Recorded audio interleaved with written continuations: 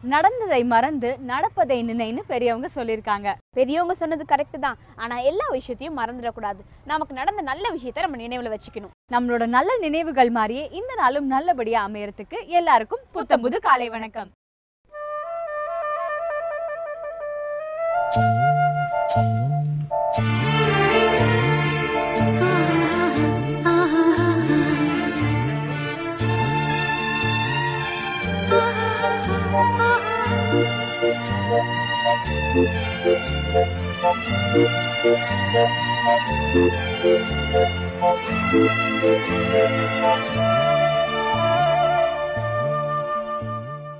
காலையில எழுந்தோடனே ஃப்ரெஷ்ஷான விஷயத்தை பார்த்தா கிடைக்கிற சந்தோஷமே தனி. அதுவும் சூரிய உதயமாகறத பார்த்தா சூப்பரா இருக்கும். யார் இந்த காலத்துல சூரிய உதயமாகறதெல்லாம் காலங்காலத்தால எழுந்து பார்த்துட்டு இருக்கா? யாருக்குமே எதுக்குமே டைமே கிடையாது. நீ சொல்றதும் கரெக்ட் தான். இந்த பிஸியான வாழ்க்கையில சூரிய உதயத்தை பார்க்க முடியலன்னா என்ன, நம்ம புது காலையோட சூரிய உதயத்தை பார்த்தா இந்த நாள்ல எப்ப நல்ல நேரம், கெட்ட நேரம், ராவு காலம், யமகண்டம், குளிக்க எல்லாம் வருது நம்ம ஈஸியா தெரிஞ்சுக்கலாம். இது சூரியோதயம்.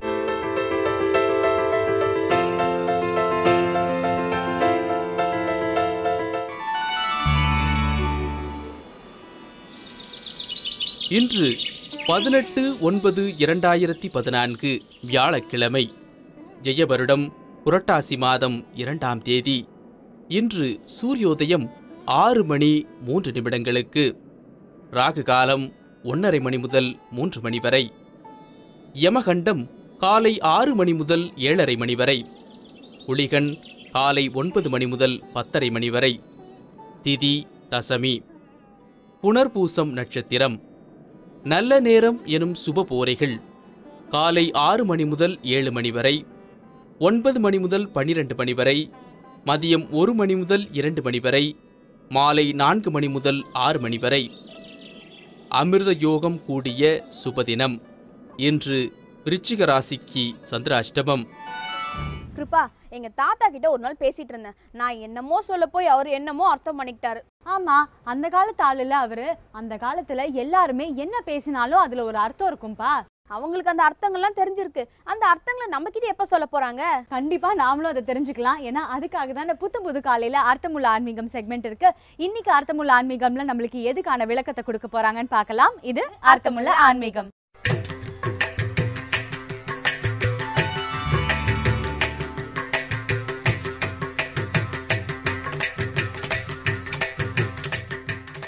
அன்பார்ந்த வேந்தர் தொலைக்காட்சி நேயர்களுக்கு வணக்கம். நம்முடைய அர்த்தமுள்ள ஆன்மீகம் என்ற பகுதியில் பல்வேறு முக்கியமான கருத்துக்களை பார்த்து வருகிறோம்.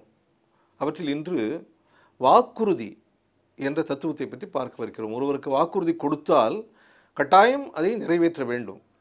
அப்படி வாக்குறுதி கொடுத்து நிறைவேற்றாவிட்டால் அதனால் விளையக்கூடிய கெடுதல்களை அந்த குறிப்பிட்ட நபர்கள் சந்திக்க வேண்டியிருக்கும் என்பதை நம்முடைய ஆன்மீகம் வலியுறுத்தி சொல்கிறது. வாக்குறுதியை காப்பாற்றுவது என்பது ஒரு முக்கியமான அறநெறி. சலன் தளன் என்று 2 சகோதரர்கள் இருந்தார்கள். இந்த இருவரும் மன்னர்கள். சலனும் தளனுமாக இணைந்து ஒரு ராஜ்யத்தை ஆண்டு வந்தார்கள். இந்த சலன் ஒரு நாள் வேட்டைக்கு புறப்பட்டான். வேட்டைக்கு புறப்படுகிற பொழுது வழி வழியாக பல்லாண்டு காலமாக அவனுக்கு தேரோட்டியை தேர் ஓட்டச் சொல்லி அந்த தேரில் அமர்ந்து குதிரைகளை அந்த தேரோட்டி சொடுக்க அந்த தேர் விரைந்து கானகத்தில் சென்றது. ஒரு அழகான மான். அந்த மானை வேட்டையாட வேண்டுமென்றால் தேர் வேகமாக செல்ல வேண்டும். அந்த மான் துள்ளி துள்ளி ஓடுகிறது. மன்னன் கையில் வில்லோடும் அம்போடும் மானை இலக்கு வைக்கிறான். ஆனால் அந்த இலக்கு செல்வதற்குள் மான் துள்ளி விரைந்து சென்று விடுகிறது. இந்த குதிரைகளுடைய வேகம் போதவில்லை. தேரோட்டியிடம் இன்னும் வேகம், இன்னும் வேகம் என்று அந்த சலன் என்கிற மன்னன் வற்புறுத்தி கொண்டிருக்கிறான். தேரோட்டியால் அதற்கு மேல் வேகமாக செல்ல இயலவில்லை. ஒரு கணத்தில் நிகழவிருக்கும் அபாயத்தையும் விபரீதத்தையும் மறந்து அந்த தேரோட்டி சலிப்போடு பேசுகிறான். நம்முடைய குதிரைகள் சாதாரண குதிரைகள். இவை இவ்வளவு தூரமாகத்தான், இவ்வளவு வேகமாகத்தான் போகும். இதை மிஞ்சிய வேகத்தோடு குதிரைகள் புறவிகள் பறக்க வேண்டும் என்று சொன்னால் வாமிய குதிரைகளைத்தான் இந்த தேரில் கட்ட வேண்டும் என்று அந்த தேரோட்டி சொன்னான். சொன்னவுடன் அந்த சலன் என்கிற மன்னனுக்கு திடீரென்று ஒரு உண்மை தெரிந்தது. வாமிய குதிரைகள் என்கிற சில குதிரைகள் அபூர்வமாக எங்கோ இருக்கின்றன என்றும் அவைகள் ஓடுவதல்ல பறப்பதைப் போல் பாயக்கூடியவை என்றும் அவன் கேட்டிருக்கிறான். ஆனால் அந்த குதிரைகள் எங்கே இருக்கின்றன என்று அவனுக்கு தெரியாது.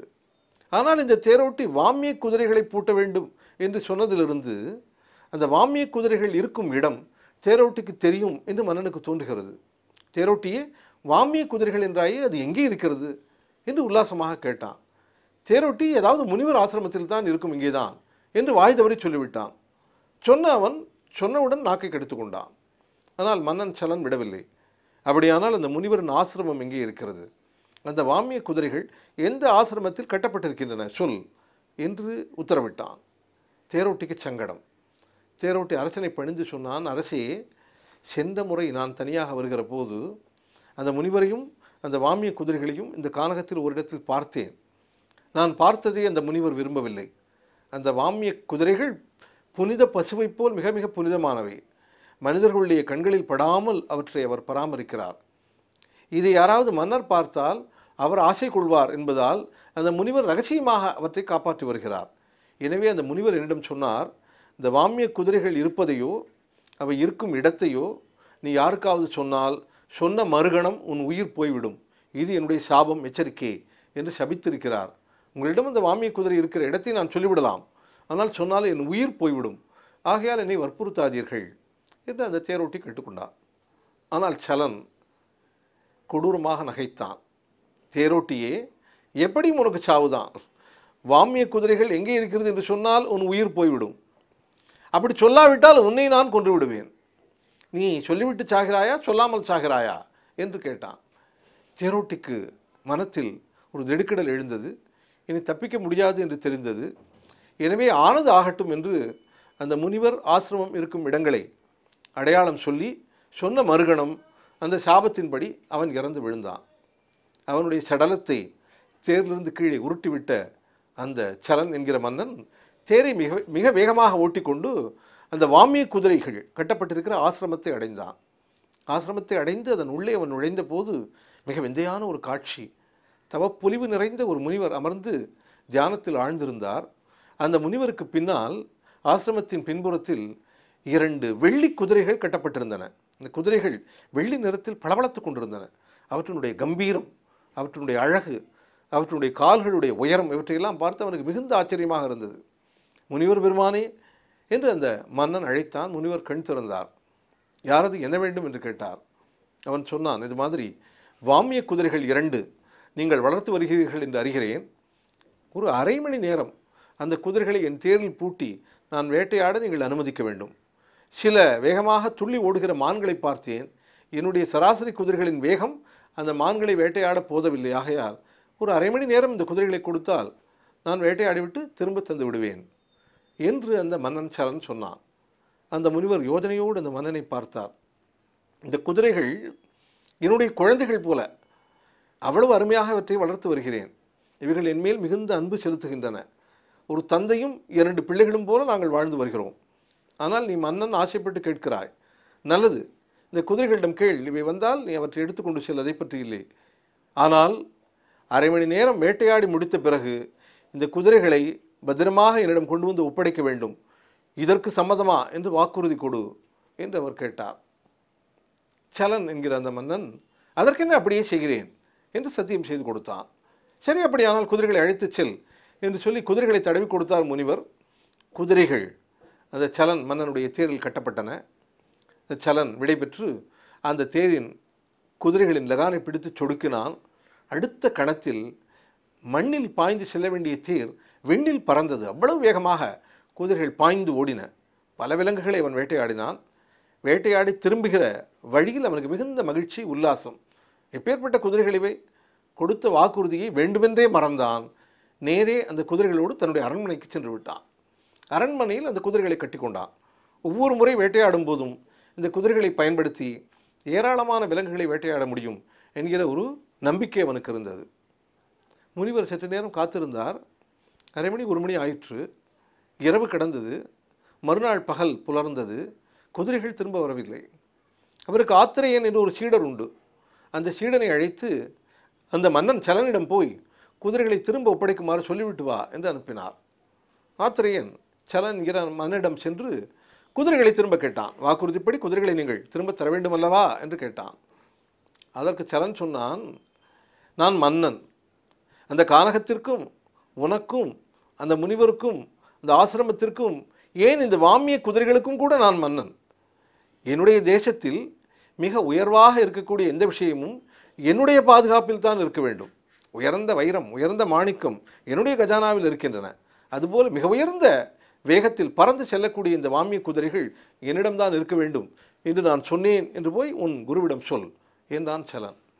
ஆத்திரேயன் தயங்கிக் கொண்டே கேட்டான், நீங்கள் வாக்குறுதி கொடுத்தீர்களே திரும்ப தருவதாக, அந்த வாக்குறுதி என்ன ஆயிற்று என்று கேட்டான். அந்த மன்னன் சலன் சிரித்து கொண்டே சொன்னான், வாக்குறுதியா? வாக்குறுதிகள் எல்லாம் மறக்கப்படுவதற்காகத்தான் கொடுக்கப்படுகின்றன.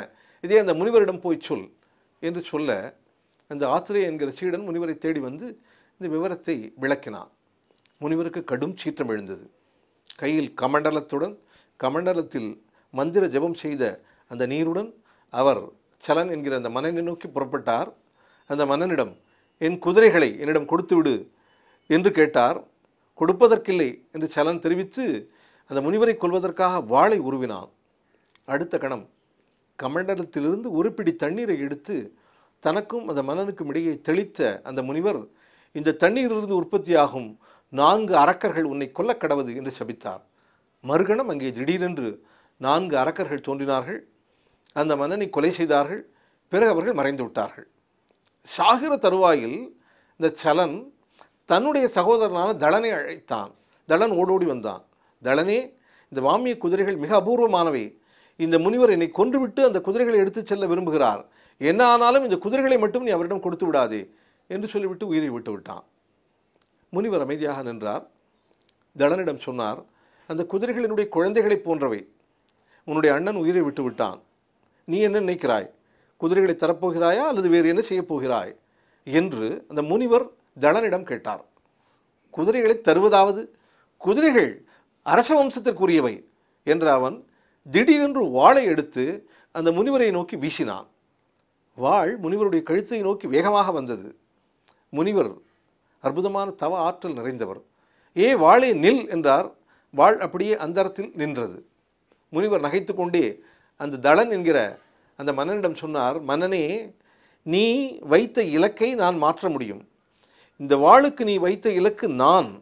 ஆனால் இந்த வாளின் இலக்கை நான் மாற்றுகிறேன். வாளே, இந்த தளன் என்கிற மன்னனுடைய சிறுவன் மகன் எங்கிருந்தாலும் அவன் தலையை சீவி விட்டு வா என்று அந்த முனிவர் அந்த வாளின் இலக்கை மாற்றி உத்தரவு பிறப்பித்தார். அந்த வாள் உடனடியாக புறப்பட்டு அந்த தளனுடைய மகன் 5 வயது பிள்ளை இருக்கிற இடத்தை நோக்கி சென்றது. அந்த 5 வயது பிள்ளைக்கு தளனுடைய மனைவியான அரசி கூந்தலை சீவிக்கொண்டிருந்தாள், முடியை சீவிக்கொண்டிருந்தாள். ஆனால் இந்த வாள் வேகமாக சென்று முடி சீவப்பட்டு கொண்டிருந்த அவனுடைய தலையே சீவியது. அந்த சிறுவனுடைய தலை மண்ணில் விழுந்தது. தளனுடைய இந்த மனைவி திகைத்து போனாள். அழுது அரற்றிக்கொண்டே வெளியே வந்து பார்த்தாள். நடந்த விஷயங்களை கேட்டு அறிந்தாள். அவளுக்கு புரிந்தது. அந்த முனிவரின் காலில் விழுந்து வணங்கினாள். ஆனால் அந்த தளன் அப்போதும் சூழ்நிலையினுடைய இறுக்கத்தை உணராமல், தனக்கு நேரவிருக்கும் ஆபத்தை உணராமல் மீண்டும் ஒரு வாளை எடுத்து கையை ஓங்கினான். முனிவர் அந்த கை செயலிழக்க கடவதாக என்று சபித்தார். ஓங்கிய வாளோடு அந்த கை அப்படியே நின்று விட்டது, அசையவில்லை. தளனுடைய மனைவி முனிவரின் காலில் விழுந்து வணங்கி மன்னிப்பு வேண்டி, இந்த வாமிய குதிரைகளை நான் உங்களுக்கு தருகிறேன். இந்த தளன் மன்னரானால் நான் அரசி, எனக்கும் அதிகாரம் உண்டு. ஆகையால் நீங்கள் நடந்தவற்றையெல்லாம் மன்னித்து மறந்து இந்த குதிரைகளை பெற்றுக்கொள்ள வேண்டும் என்று சொல்லி அந்த 2 குதிரைகளையும் அவிழ்த்து முனிவரது கையில் ஒப்படைத்து அந்த குதிரைகளை பாசத்தோடு தடவி கொடுத்தாள். முனிவர் அந்த அரசியை பார்த்தார். அந்த அரசியினுடைய அந்த மிருக அபிமானத்தை, குதிரைகள் மேல் அவள் செலுத்திய பிரியத்தை பார்த்தார். அந்த அரசியை மன்னித்தார். மன்னனையும் மன்னித்தார். மன்னன் கை, தளனுடைய கை மறுபடி இயங்கத் தொடங்கியது. தளனும் தளன் மனைவியும் இந்த முனிவரின் காலில் விழுந்து வணங்கி மன்னிப்பு வேண்டினார்கள். முனிவர் அந்த குதிரைகளை அழைத்து கொண்டு மறுபடி கானகம் சென்றார் என்கிறது இதிகாசம். ஒரு வாக்குறுதி அது காப்பாற்றப்படாததால் 2 உயிர்கள் இழந்தன. சலன் என்கிற மன்னனுடைய உயிர் போயிற்று. இந்த தளனுடைய மகன் அந்த சிறுவனின் உயிர் போயிற்று. எனவே வாக்குறுதி கட்டாயம் காப்பாற்றப்பட வேண்டும். வாக்குறுதி காப்பாற்றப்படாவிட்டால் ஏராளமான தீய விளைவுகள் ஏற்படும் என்பதை தளனது மனைவியான அந்த அரசி தன்னுடைய கணவருக்கு அறிவுறுத்தினாள். கணவன் அந்த அறநெறியை தெரிந்து கொண்டு அதன் பின்னர் வாக்குறுதி தவறாமல் அரசாண்டு வந்தான் என்கிறது நமது இதிகாசம். எனவே ஒரு வாக்கு கொடுப்பதற்கு முன் ஆராய வேண்டும். ஆராய்ந்து அந்த வாக்கு கொடுப்பதால் எந்த வகையிலும் சிக்கல் வராது என்று தெரிந்து கொண்டு கொடுக்க வேண்டும். அப்படி வாக்கு கொடுத்து விட்டால் என்ன சிக்கல் வந்தாலும் என்ன அபாயம் நேர்ந்தாலும் அந்த வாக்கை கட்டாயமாக காப்பாற்ற வேண்டும் என்று நம்முடைய ஆன்மீக நெறி அறிவுறுத்துகிறது. இன்றைய அர்த்தமுள்ள ஆன்மீகம் என்ற பகுதியில் வாக்குறுதி கொடுப்பதையும் அதை காப்பாற்றுவதையும் அது தொடர்பான தர்மங்களையும் நாம் பார்த்தோம். அடுத்து வருகிற பகுதியில் இன்னொரு செய்தியோடு சந்திப்போம். நன்றி, வணக்கம்.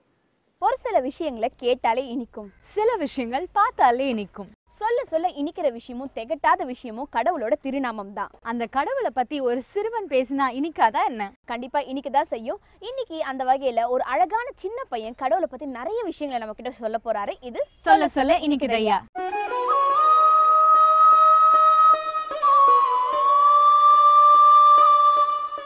விஸ்வாமித்திரருடன் சென்ற ராமன் சித்தாசிரமத்திலே வாமனன் பிறந்தான். அந்த இடத்திற்கு சென்றான்.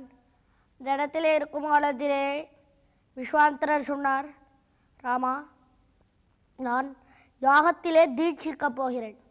யாகத்திலே செய்யும் காலத்திலே நான் யார் கூடயும் பேச மாட்டேன், நான் கோபம் கொள்ள மாட்டேன், நான் எதுவுமே செய்ய மாட்டேன் யாகத்திலே என்று விஸ்வாமித்திரர் அப்பொழுது தெரிவித்தார். இதற்காக அப்படி தெரிவிக்கிறோம், இவருக்கு நிறைய தப வலிமை இருக்குது.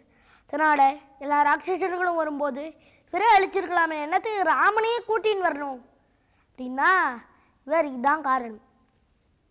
யாகம் செய்யும் காலத்திலே யார் கூடயும் கோபம் கொள்ளக்கூடாது. ஆனால் இவர் கோபம் கொள்ளாத இருக்கார். ராட்சசர்கள் அடிக்கிறதுனா கோபம் வந்துடும், கோபம் கொள்ளக்கூடாது என்று அழிக்காமல் ராமனை கூட்டிக் கொண்டு வந்தார். அதனாலே நமக்கு எவ்வளவுதான் நமக்கு சக்தி இருந்தாலும் கூட எம்பெருமானுடைய துணை இல்லாமல் நம்மால் ஒன்று கூட செய்யவே முடியாது. நாம் இதிலிருந்து தெரிந்து கொள்கிறோம். அப்படிப்பட்ட அந்த விஸ்வாமித்திரர் அப்படி சொன்னார்.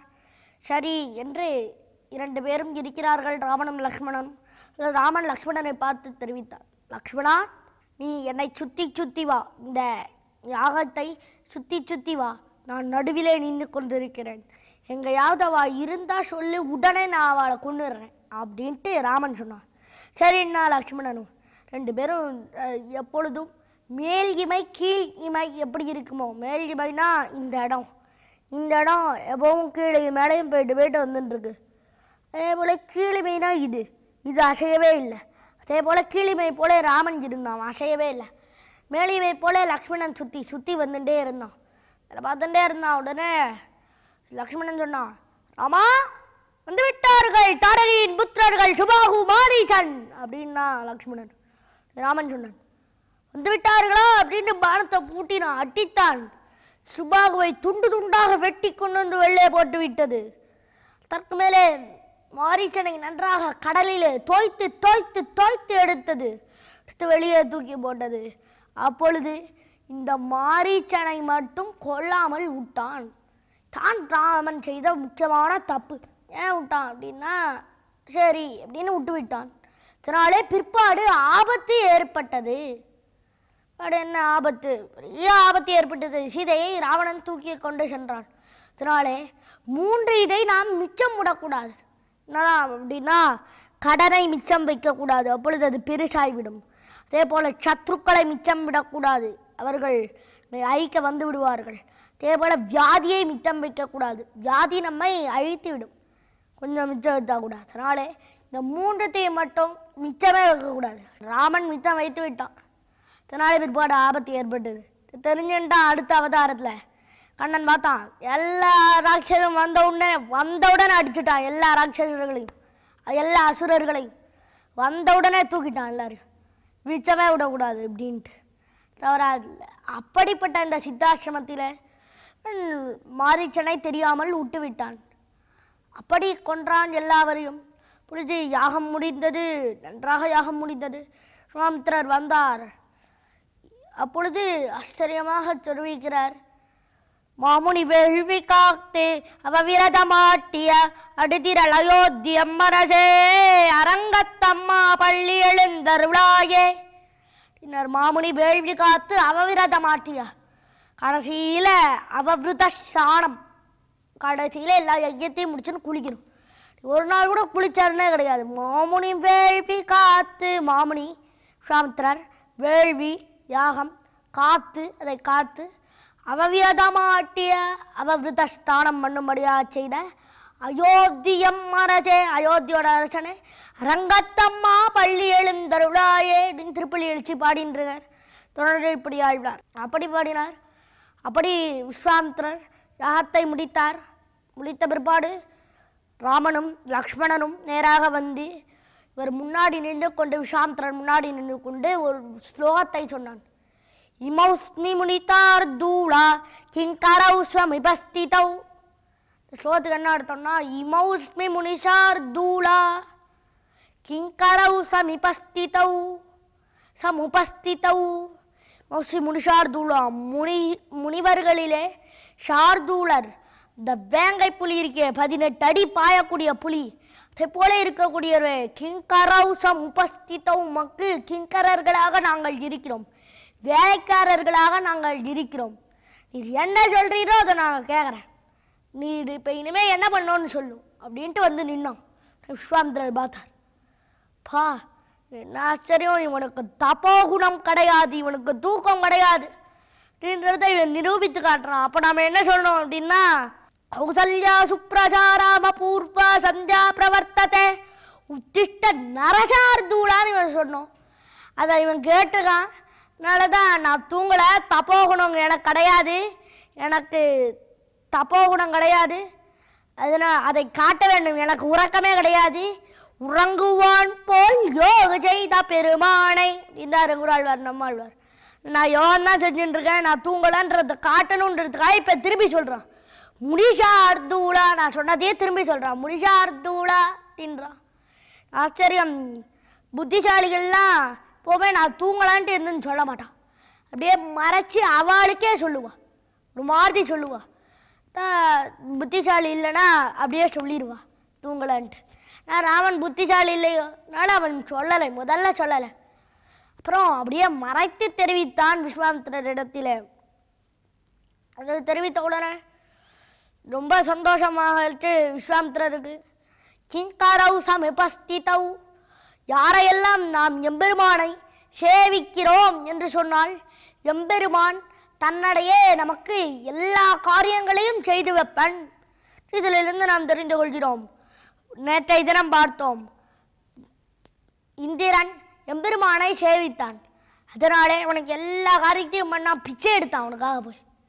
அதே போல இங்கே விஸ்வாமித்திரர் அவர் எம்பெருமானை திருப்பள்ளி எழுச்சி பாடினார், அதனாலே அவருக்கு கிங்கரௌ, நான் வேலைக்காரன்னு சொன்னான். அதே போல கிருஷ்ணாவதாரத்திலே பாண்டவர்கள் எம்பெருமானை சேவித்தார்கள். பாண்டவர்களுக்கு எத்தனையோ காரியங்கள், தூது நடந்தான் பாண்டவர்களுக்காக, அதற்கு மேலே தேரை ஓட்டினான், அதற்கு மேலே தேரோட்டியாக இருந்தான், கைலாகு கொடுத்தான், கைலாகு கொடுத்து அர்ஜுனனுக்கு இறக்கிறான். அர்ஜுனன் சொல்லிகிட்டே இறங்குவான், கண்ணா என்ன நல்லா குதிரையை கொண்டு போய் குளிப்பாட்டு, குதிரையை கொண்டு போய் குளிப்பாட்டு, குளிப்பாட்டிட்டு நல்லா அதை மண்ணில் புரட்டி நல்லா எடுத்துன்னு வா, அதுக்கு கோயில் சமர்ச்சி வை, அதற்கு புல் கொடு, எல்லாம் செய் அப்படின்னுவான். கைலாக கொடுக்கும்போது, கைலாகனா இப்படி கையை பிடிச்சி இறக்கிறது, இப்படி கை கொடுப்பாங்க அண்ணன், பிடிச்சிட்டு இறங்குவான் அர்ஜுனன், அப்படி அதற்கு தான் கைலாக கொடுக்கறதுன்னு பேர். அப்படி கைலாக கொடு, நம்ம கைலாக கொடுப்பான், அதை பிடித்து கொண்டு அர்ஜுனன் இறங்குவான் என்று நாம் பார்க்கிறோம். அப்படி இருந்தான். கிங்கரௌ சமுபஸ்திதௌ, கிங்கரனாக இருந்தான், தேரை ஓட்டினான், கீதோபதேசம் செய்தான். கீதை 18 அத்தியாயம் யாருக்காக தெரிவித்தான்? அர்ஜுனனுக்காகத்தானே தெரிவித்தான். 18 அத்தியாயத்தை தெரிவித்தான். இப்படி வேலைக்காரனாக இருப்பன் எம்பெருமான் என்று நாம் பார்க்கிறோம். அதனாலே இப்பட்ட அந்த விஸ்வாமித்திரர் கேட்டார், அதனால கிங்கரௌ சமுபஸ்திதௌ, மக்கு நான் கிங்கரனாக இருக்கிறேன், நீர் என்ன வேணாலும் சொல்லும் அப்படின்ட்டு ராமன் வந்து நின்னான். என்ன ஆச்சரியம் என்று விஸ்வாமித்திரர், மேலே நாம் போகிறோம். அவர் சொன்னார், மிதிலையிலே ஜனகன் என்று ஒரு ராஜா இருந்தான், மகாராஜா இருக்கிறான். அவன் ஒரு சமயம் அந்த ராஜா, அவனுக்கு ஒரு பொன் இருக்கிறாள். அந்த பொண்ணுக்கு கல்யாணம் செய்து கொடுப்பதற்காக அவனிடத்தில் ஒரு வில் இருந்தது. அது சிவபெருமானுடைய வில். அந்த வில்லை யார் முறிக்கிறார்களோ அவர்களுக்கு பெண்ணை கல்யாணம் பண்ணி கொடுக்கிறேன் என்று அந்த ஜனகன் சொல்லியிருக்கிறான். இங்கே யாகம் நடக்கப் போகிறது. இந்த யாகத்துக்கு நான் போகப் போகிறேன். என்னை பின்தொடர்ந்து நீ வா ராமா, என்னை பின்தொடர்ந்து வா என்று தெரிவித்தார் விஸ்வாமித்திரர். பின்தொடர்ந்து வந்தான். பின்தொடர்ந்து வரும் காலத்திலே என்ன நடந்தது, விஸ்வாமித்திரர் என்ன சொன்னார், என்ன செய்தான் ராமன் என்பதையெல்லாம் நாளை தினம் பார்ப்போமா? அது எவ்வளவு இனிக்கப் போகிறது, இதிலிருந்து நாம் என்ன தெரிந்து கொள்கிறோம் என்பதை நாளை தினம் பார்ப்போமா? யாகம் செய்ய நெருப்பு தேவை, யோகம் என்ன பொறுப்பு தேவை. பஞ்சுக்கெல்லாம் ஒன்றும் குறைச்சலே இல்லை. யோகத்துக்கு வந்து பொறுப்பு தேவைன்னு சொன்னியே, அந்த பொறுப்பு எப்படி வரும்? அந்த நாள் இன்னைக்கு என்னென்ன மாதிரியான விஷயங்கள் நடக்க போகுது, நம்ம ராசிப்படி இன்னைக்கு என்ன ஆக போகுது அப்படின்னு தெரிஞ்சாதானே பொறுப்பாக நடந்துக்க முடியும். கரெக்டாக தான் சொன்னேன். பொறுப்போட சேர்த்து ராசிப்படி இன்னைக்கு நமக்கு என்னென்ன நடக்க போகுதுன்னு தெரிஞ்சுக்க தேவையில்லையா? இன்னைக்கு 12 ராசிக்காரங்களுக்கும் என்னென்ன பலன்கள் இருக்குன்னு தெரிஞ்சுக்கலாம். இது யோகம் நல்ல யோகம்.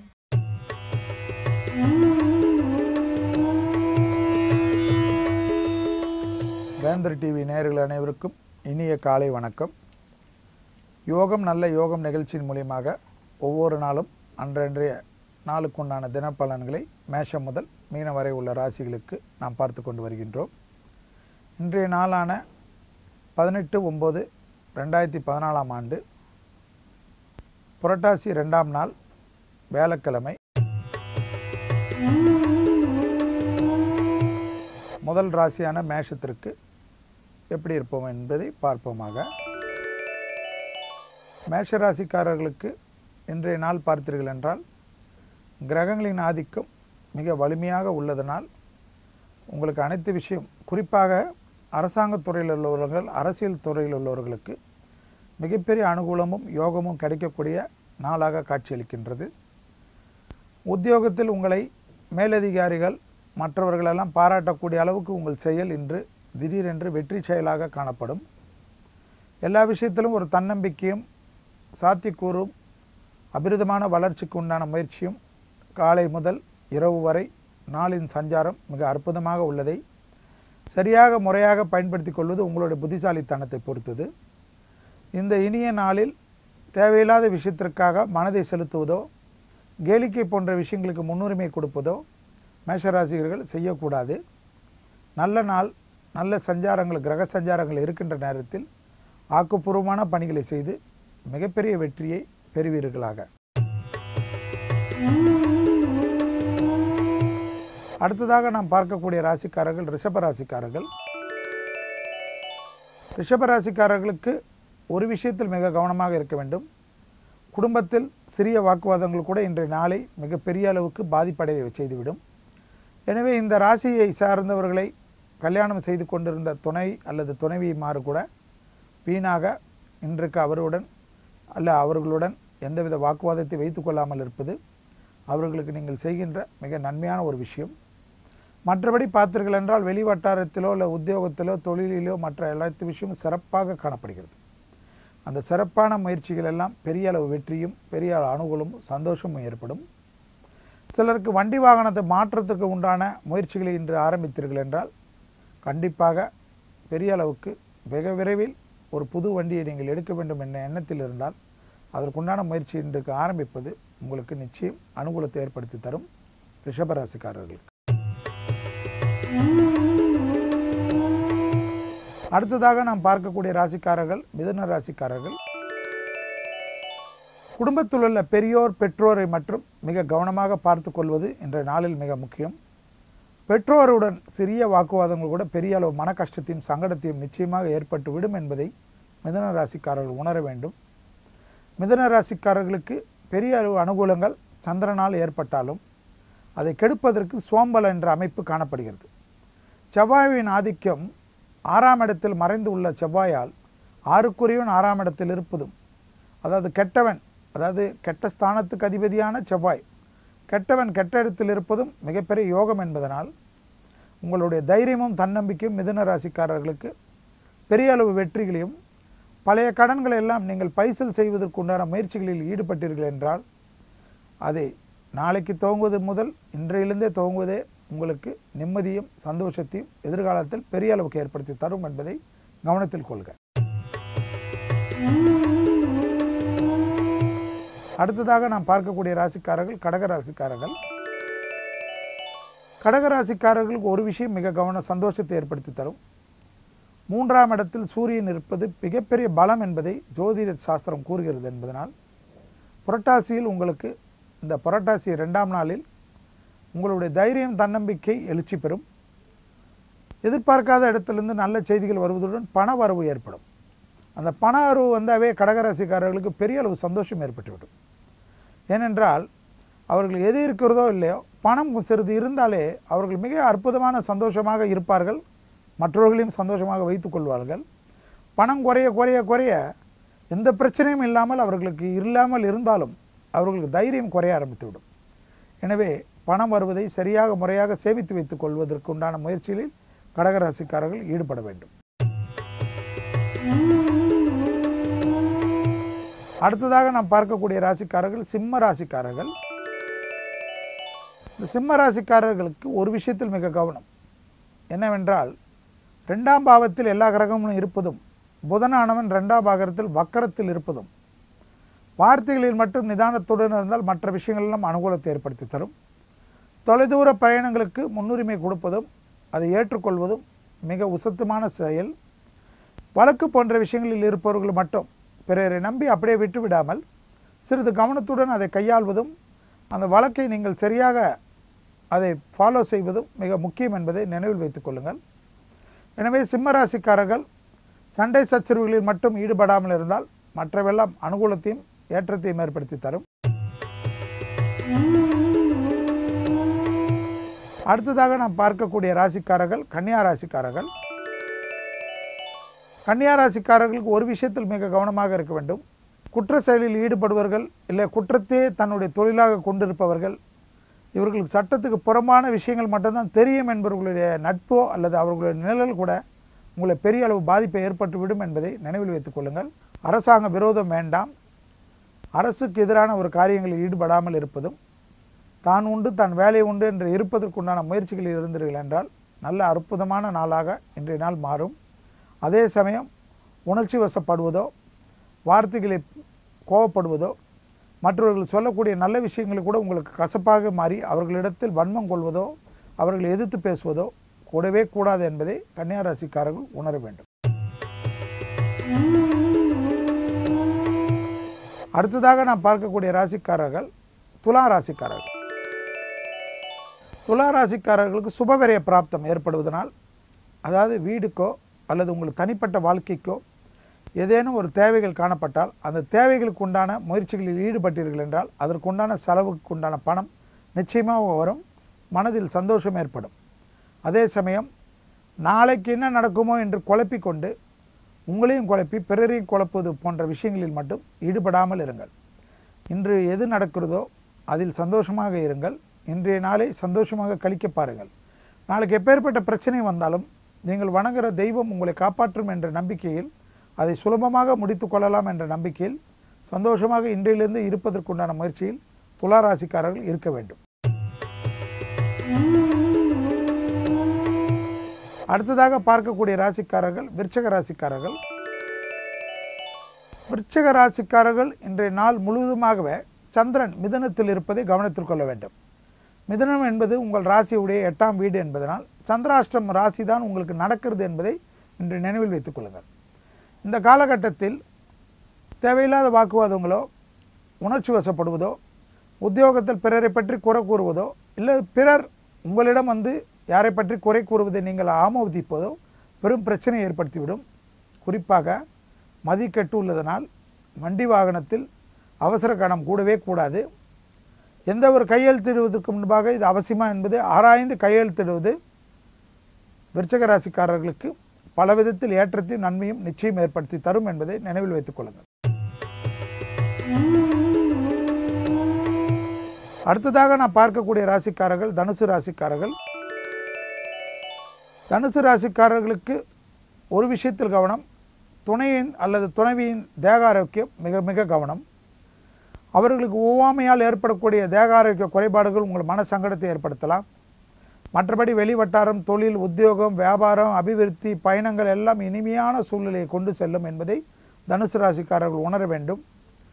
வண்டி வாகனத்தில் அதாவது அவசரகதியில் செலுத்தாமல் இருப்பதற்கு முயற்சி செய்ய வேண்டும். அடுத்ததாக நாம் பார்க்கக்கூடிய ராசிக்காரர்கள் மகர ராசிக்காரர்கள். மகர ராசிக்காரர்களுடைய ஏற்றம் பெரிய அளவுக்கு காணப்படும். இன்றைய நாள் லாபத்தின் அளவும் அதிகரித்து உள்ளதனால் வியாபாரிகளுக்கும் பெரிய அளவு லாபங்கள் அனுகூலங்கள் காணப்படுகின்றன. தைரியமும் தன்னம்பிக்கையும் வளர்ந்து உள்ளதனால் உத்தியோகத்திலும் தொழிலிலும் சிறந்த பேரும் புகழும் பெறுவீர்கள். அதே சமயம் அனாவசிய இரவு நேர பயணங்கள், கேளிக்கை போன்ற பயணங்களுக்காக இரவு நேரத்தில் தங்குவதோ, நட்பு தான் முக்கியம் என்பது, குடும்பத்தில் பிரிந்து கொள்வதோ எல்லாம் பெரிய அளவு சிக்கலை ஏற்படுத்திவிடும் என்பதை மட்டும் மகர ராசிக்காரர்கள் உணர வேண்டும். உங்களிடையே இருப்பவர்களுடைய பேச்சை சிறிது கேட்பது, அதாவது துணை அல்லது துணைவியின் பேச்சை கேட்பது மகர ராசிக்காரர்களுக்கு நன்மை ஏற்படுத்தி தரும். அடுத்ததாக நாம் பார்க்கக்கூடிய ராசிக்காரர்கள் கும்ப ராசிக்காரர்கள். இந்த கும்ப ராசிக்காரர்களுக்கு ஏற்றம் அனுகூலங்கள், அதாவது பிரச்சனையை சமாளிக்கக்கூடிய அமைப்பு, எதிரிகளுடைய பலத்தை அவர்களே உணர செய்வதற்குண்டான பலன் எல்லாம் ஏற்படும். பகைமை பாராட்டியவர்கள் கூட உங்களிடம் நட்பு பாராட்டுவதற்குண்டான முயற்சியில் இறங்குவார்கள். மனதில் இனம் புரியாத கஷ்டத்தை கொடுத்து கொண்டிருந்த சூரியனின் பலம் மாறி உள்ளதனால் நம்பிக்கையும் எல்லாவற்றிலையும் மேன்மையடைவதற்குண்டான உத்வேகமும், பொறுமையாக செய்யக்கூடிய அனைத்து விஷயங்களும் பெரும் புகழும் பெரும் பண்டிதமும் பெரும் நிபுணத்துவமும் பெறுவதும், மேலும் இதெல்லாம் இல்லாமல் உங்களுக்கு அரசு கௌரவமும், வேலை இருக்கின்ற செய்கின்ற இடத்தில் அதனுடைய மேலதிகாரிகளால் மிகப்பெரிய பாராட்டும் நிச்சயமாக ஏற்படும். கும்பராசிக்காரர்களுக்கு இந்த கும்பராசிக்காரர்கள் அதை சரியாக முறையாக பின்பற்றி முன்னேறுவது அவர்களுடைய சாமர்த்தியத்தை பொறுத்தது. அடுத்ததாக நாம் பார்க்கக்கூடிய ராசிக்காரர்கள் மீன ராசிக்காரர்கள். மீன ராசிக்காரர்கள் குடும்ப சூழ்நிலையை மிக இனிமையாக வைத்துக் கொள்ளுங்கள். குடும்பத்தாருடன் செலவு செய்யுங்கள். குடும்பத்தாருடைய கஷ்டத்தை நீக்குவதற்கு அட்லீஸ்ட் முயற்சியாவது செய்யுங்கள். எல்லாம் தெரியும் என்ற மமதை வேண்டாம். வெளிவட்டாரத்தில் இருக்கின்றவர்கள், வெளியில் தெரியாதவர்களுக்கெல்லாம் விட்டுக் கொடுக்கின்ற நீங்கள் குடும்பத்திற்காக விட்டுக் கொடுக்காமல் இருப்பது எந்த விதத்தில் நியாயம் என்பதை மட்டும் யோசித்துக் கொள்ளுங்கள். வெளியில் நீங்கள் எவ்வளோ பெரிய ஆளாக இருந்தாலும் குடும்பத்தில் ஒன்று கணவன், இல்லை என்றால் அப்பா, இல்லை என்றால் தம்பி, இல்லை என்றால் மகன் என்ற உறவு தான். எனவே அதற்கு கௌரவம் கூடாது.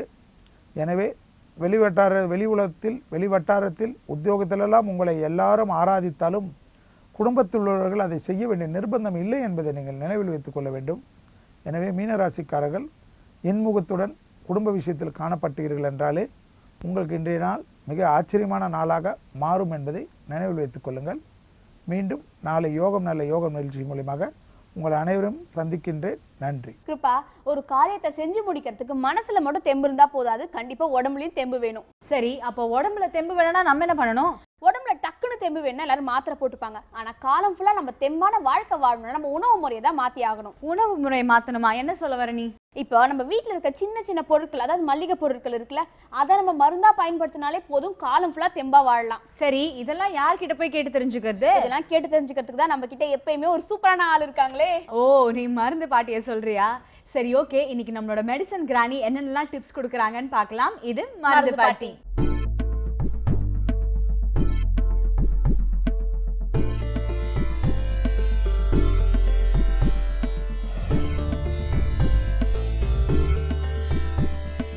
வேந்தர் டிவி நேயர்களுக்கு மருந்து பாட்டியோட வணக்கம்.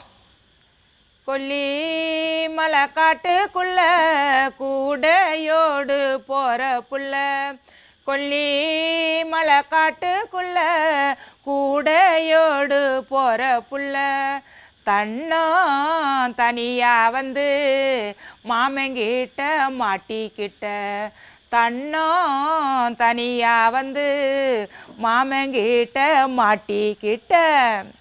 இன்னைக்கு நீங்கள் பார்க்க போகிறது பொரிகடலை. என்னடா சட்டினிக்கு வைக்கிற பொரிகடலையை வச்சுக்கிட்டு மருந்துன்னு சொல்கிறாள பாட்டி அப்படின்னு நினைக்காதீங்க. இந்த பொரிகடலையை எங்கள் ஊரில் பொரிகடலைன்னு சொல்லுவோம். இந்த ஊரில் பொட்டுக்கடலை, உடச்ச கடலை, இதுக்கு 3 பேர் இருக்குது. பொரிகடலை, உடச்ச கடலை, பொட்டுக்கடலை அது மாதிரி இந்த பொட்டுக்கடலை மாதவிட ஆகிறவங்களுக்கு நிற்காமல் போய்கிட்டு இருக்கும். இப்போ 5 நாள் 3 நாள் 4 நாளைக்கு போகிறவங்களுக்கு 5 நாள் 6 நாள் நிற்காமல் போய்கிட்டு இருக்கும். அப்போ என்ன பண்ணணும், இந்த பொரிக்கடலையும் தேங்காய் சில்லு இது ரெண்டையும் நல்லா கடித்து தின்னோம்னாக்கா 3 நாளைக்கு தின்னோம்னா அந்த பொரிக்கடலை அந்த போகிறது அப்படியே நின்றுடும். அதே போல் பொரிக்கடலை என்ன பண்ணணும், நல்லா நுணுக்கிடணும். அம்மியில் வச்சு நல்லா நைஸாக நுணுக்கி அதில் இன்னும் கொஞ்சோடு நாட்டு சர்க்கரை போட்டு கலந்து குழந்தைகளுக்கு காலையில் எந்திரிச்சோன்னே சும்மா ஒவ்வொரு ஸ்பூன் பாலில் போட்டு கொடுத்தா அது ஒரு சத்து. இந்த சோவை வச்ச மாதிரி ஒரு மாதிரி உட்காந்துருக்குங்க, பிள்ளை தேராமல் இருக்குங்க. அதுக்கு இந்த பொரிகடலை கொடுத்தாக்கா நல்லது. இந்த பொரிகடலை சட்னி அரைக்கிறோம், 2வது முறுக்கு போடுறோம், எல்லாத்துக்குமே பொரிகடலை நமக்கு வந்து பயன்படுது. இந்த பொரிகடலை ஒரு தீராத நோயும் தீர்த்து வைக்குது. இது சிலவங்களுக்கு தெரியாது, நிறைய பேருக்கு இந்த விஷயம் தெரியாது. நான் சொல்கிறேன், மாதவிட ஆகிறவங்க 3 நாள் தவறி மேற்கொண்டு போயிடுச்சுன்னா கண்டிப்பாக நீங்கள் பொரிகடலையை வாங்கி நல்லா ஒரு 100 கிராம் வாங்கி ஒரு 4 நாளைக்கு நீங்கள் விடாமல் சாப்பிட்டுக்கிட்டு இருங்க. அதை அப்படியே பிடிச்சி நிப்பாட்டும். அதுக்கு அவ்வளோ பவர் உண்டு. இந்த பொரிகடலையில் நல்ல சத்தும் உள்ளது. இப்போ சோவை பிடிச்சாப்புல இருக்கிற பிள்ளைகளுக்கு கூட அந்த பவுடரை இந்த பொரிகடலை நுணுக்கி டெய்லி கொஞ்சம் கொஞ்சம் போட்டு கொடுக்கலாம். அதே மாதிரி இந்த பொரிகடலை என்ன பண்ணணும், அப்படி திங்கலைன்னா கூட நல்ல வெள்ளை பாவு காய்ச்சி அந்த பாவில் இந்த பொரிகடலையை போட்டு 4 கிண்டிங்கன்னா உருண்டையாக இருக்கும். கடலை உருண்டை, பொரிகடலை உருண்டை, அது கடைகள்லாம் விற்குங்க. அது பிள்ளைய வாங்கி திங்கிங்க. அதெல்லாம் திங்க விட மாட்டேன், நம்ம வீட்டிலே நம்ம செஞ்சு கொடுக்கணும் பிள்ளைகளுக்கு. அதில் மட்டும் எல்லையும் பொரித்து போட்டிங்கன்னு வச்சுக்கோங்க, அதை விட இன்னும் ருசியாக இருக்கும். நல்லா திங்க நல்லா ருசியாக இருக்கும். இப்போ 2 3 திங்கிற பிள்ளைய 10 12 திங்கிங்க பிள்ளைய. அது இந்த பொரிகடலையில் இம்புட்டு விஷயம் இருக்கும். அதே போல் இந்த வெங்காயம், சின்ன வெங்காயம் நிறைய பேருக்கு நகை சுற்றி வந்தோன்னா ஆஸ்பத்திரிக்கு போகிறாங்க. ஆஸ்பத்திரிக்கு போனோன்னு என்ன சொல்கிறாங்க, 4 நாளைக்கு ஊசி மாத்திரை கொடுக்குறாங்க. ஒரு 5ஆம் நாள் அந்த நகத்தை கிழிக்கணுமா, ஆப்ரேஷன் பண்ணணுமா, ஆப்ரேஷன் பண்ணி அதில் உள்ள சலத்தெல்லாம் எடுக்கணுமா அப்படின்னு சொல்கிறாங்க.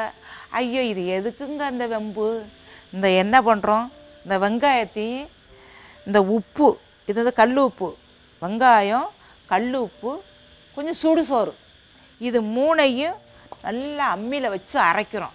அரைச்சி நல்லா நைஸாக அரைச்சோன்னே 3ஐயும் பார்த்தா அப்படியே பிசு பிசுன்னு இருக்கும். அப்படியே அந்த நகை சுற்றி இடத்துல நல்லா ரவுண்டாக போட்டு ஒரு வெள்ளை துணி, நைஸ் துணியை வச்சு அப்படியே கட்டி விட்டுற வேண்டியது. ஒரு 5 நாளைக்கு போடுங்களேன், நகை சுற்றி இருக்கிற இடமே எங்கன்னு தெரியாமல் போயிடும். அது மாதிரி நம்ம வீட்டிலே எம்பிட்டு மருந்துகளை வச்சுக்கிட்டு ஏன் ஆஸ்பத்திரிக்கு ஓடணும்? அந்த காலத்துல எல்லாம் ஆஸ்பத்திரிக்கு போன வரலாறே கிடையாது. வீட்டில் என்ன மருந்து என்ன இருக்குதோ அதை நாங்கள் வீட்டிலையே வச்சு அவங்கவுங்க உடம்ப வந்து நல்லா நாங்கள் பார்த்துக்குவோம். அதிலே எங்களுக்கு ஆரோக்கியமாக ஆயிரும். ஏன்னா நாங்கள் சாப்பிட்ற உணவுகளும் அப்படி எங்களுக்கு வியாதி வராது.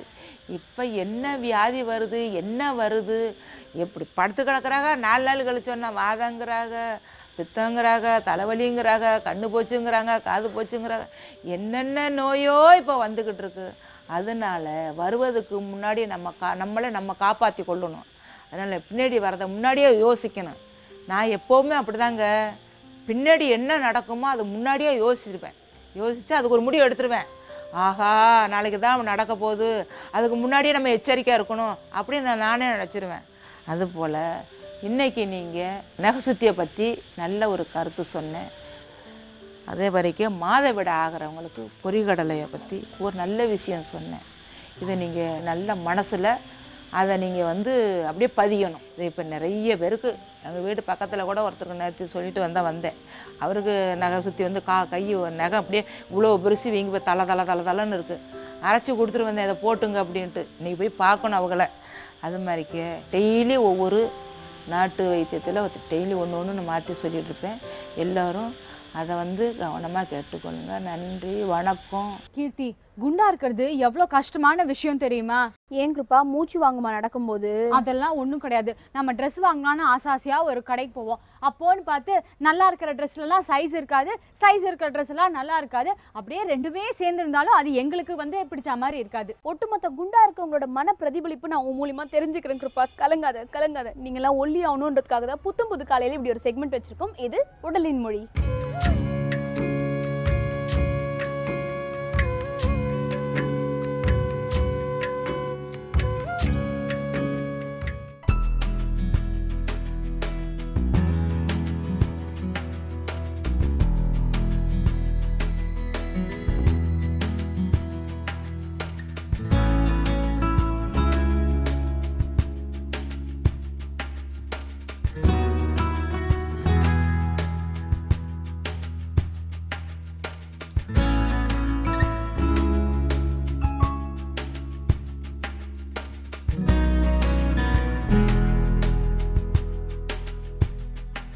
யோகக் கலையினை தொடர்ந்து செய்வதன் மூலம் உடல், மனம், ஆன்மா மூன்றும் புத்துணர்ச்சி பெறும்.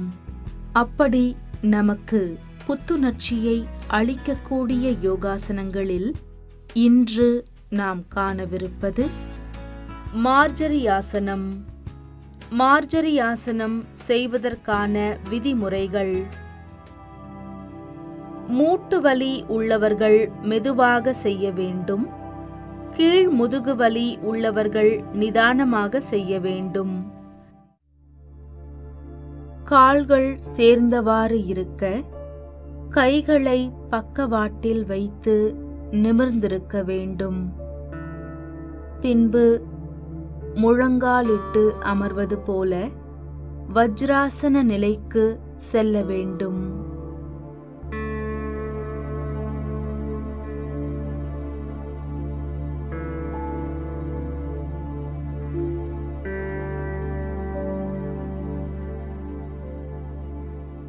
முழங்கைகளை கால் மூட்டுகளுக்கு முன்பாக வைத்தவாறு குனிய வேண்டும்.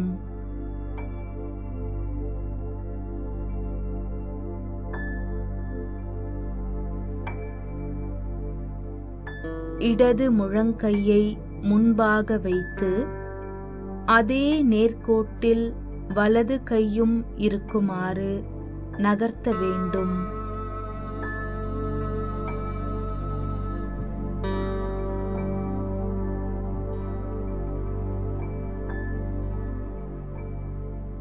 உள்ளங்கைகளுக்கு நேராக தோள்கள் வருமாறு உடலை நிமிர்த்த வேண்டும்.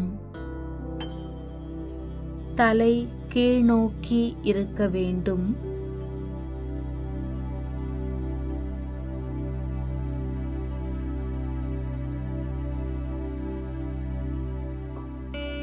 மூச்சை உள்ளிழுத்தவாறு மேல் நோக்கி தலையை தூக்க வேண்டும்.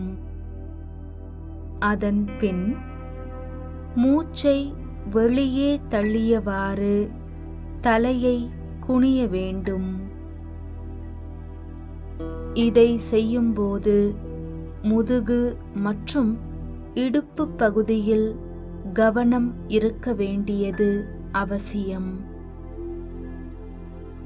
தோள்களை நகர்த்தாமல் தலையை குறுக்கி நிமிர்த்த வேண்டும்.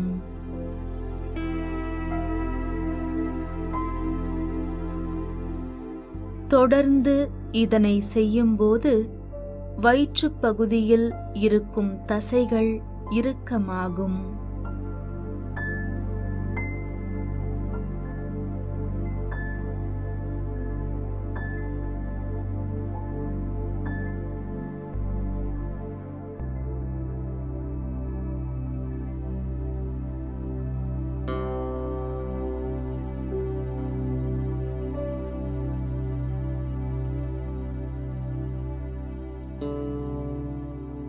கேட் ஸ்ட்ரெச் என்று ஆங்கிலத்தில் சொல்லப்படும் மர்ஜரி ஆசனத்தை 3 அல்லது 5 முறை செய்த பிறகு உள்ளங்கைகளை நகர்த்தாமல் முழங்காலின் மீது அமர வேண்டும். அதன் பிறகு கைகளை எடுத்து பின்னால் வைத்து உடலை வளைத்து சஷங்காசனம் நிலைக்கு வர வேண்டும். தலை தரையை தொட்டிருக்க நெற்றியை வலம் இடமாக திருப்ப வேண்டும்.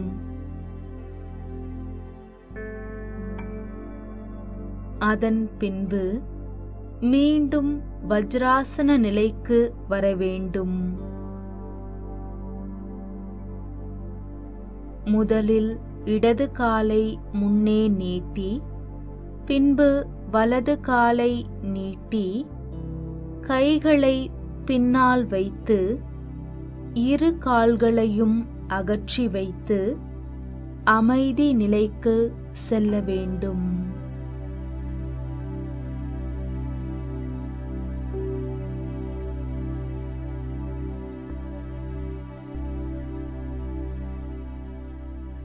மார்ஜரியாசனம் செய்யும் முறையை மீண்டும் பார்க்கலாம்.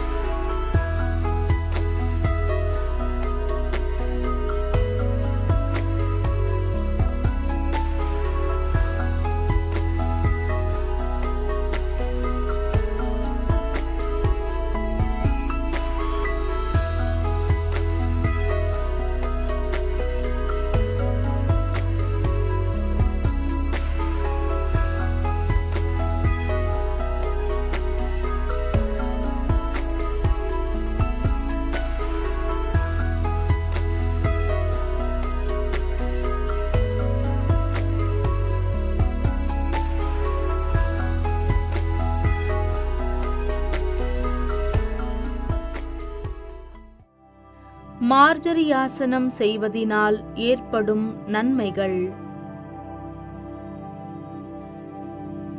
முதுகுத்தண்டில் ஏற்படும் அழுத்தத்தை குறைக்கும்.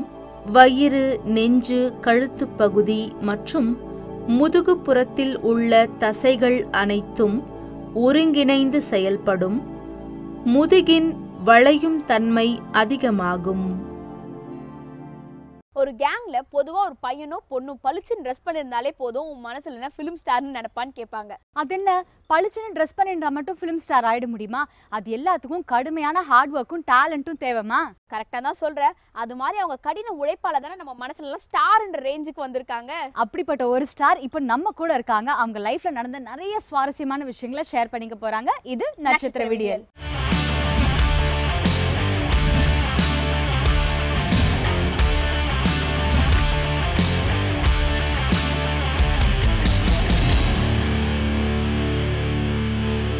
எல்லாருக்கும் வணக்கம்.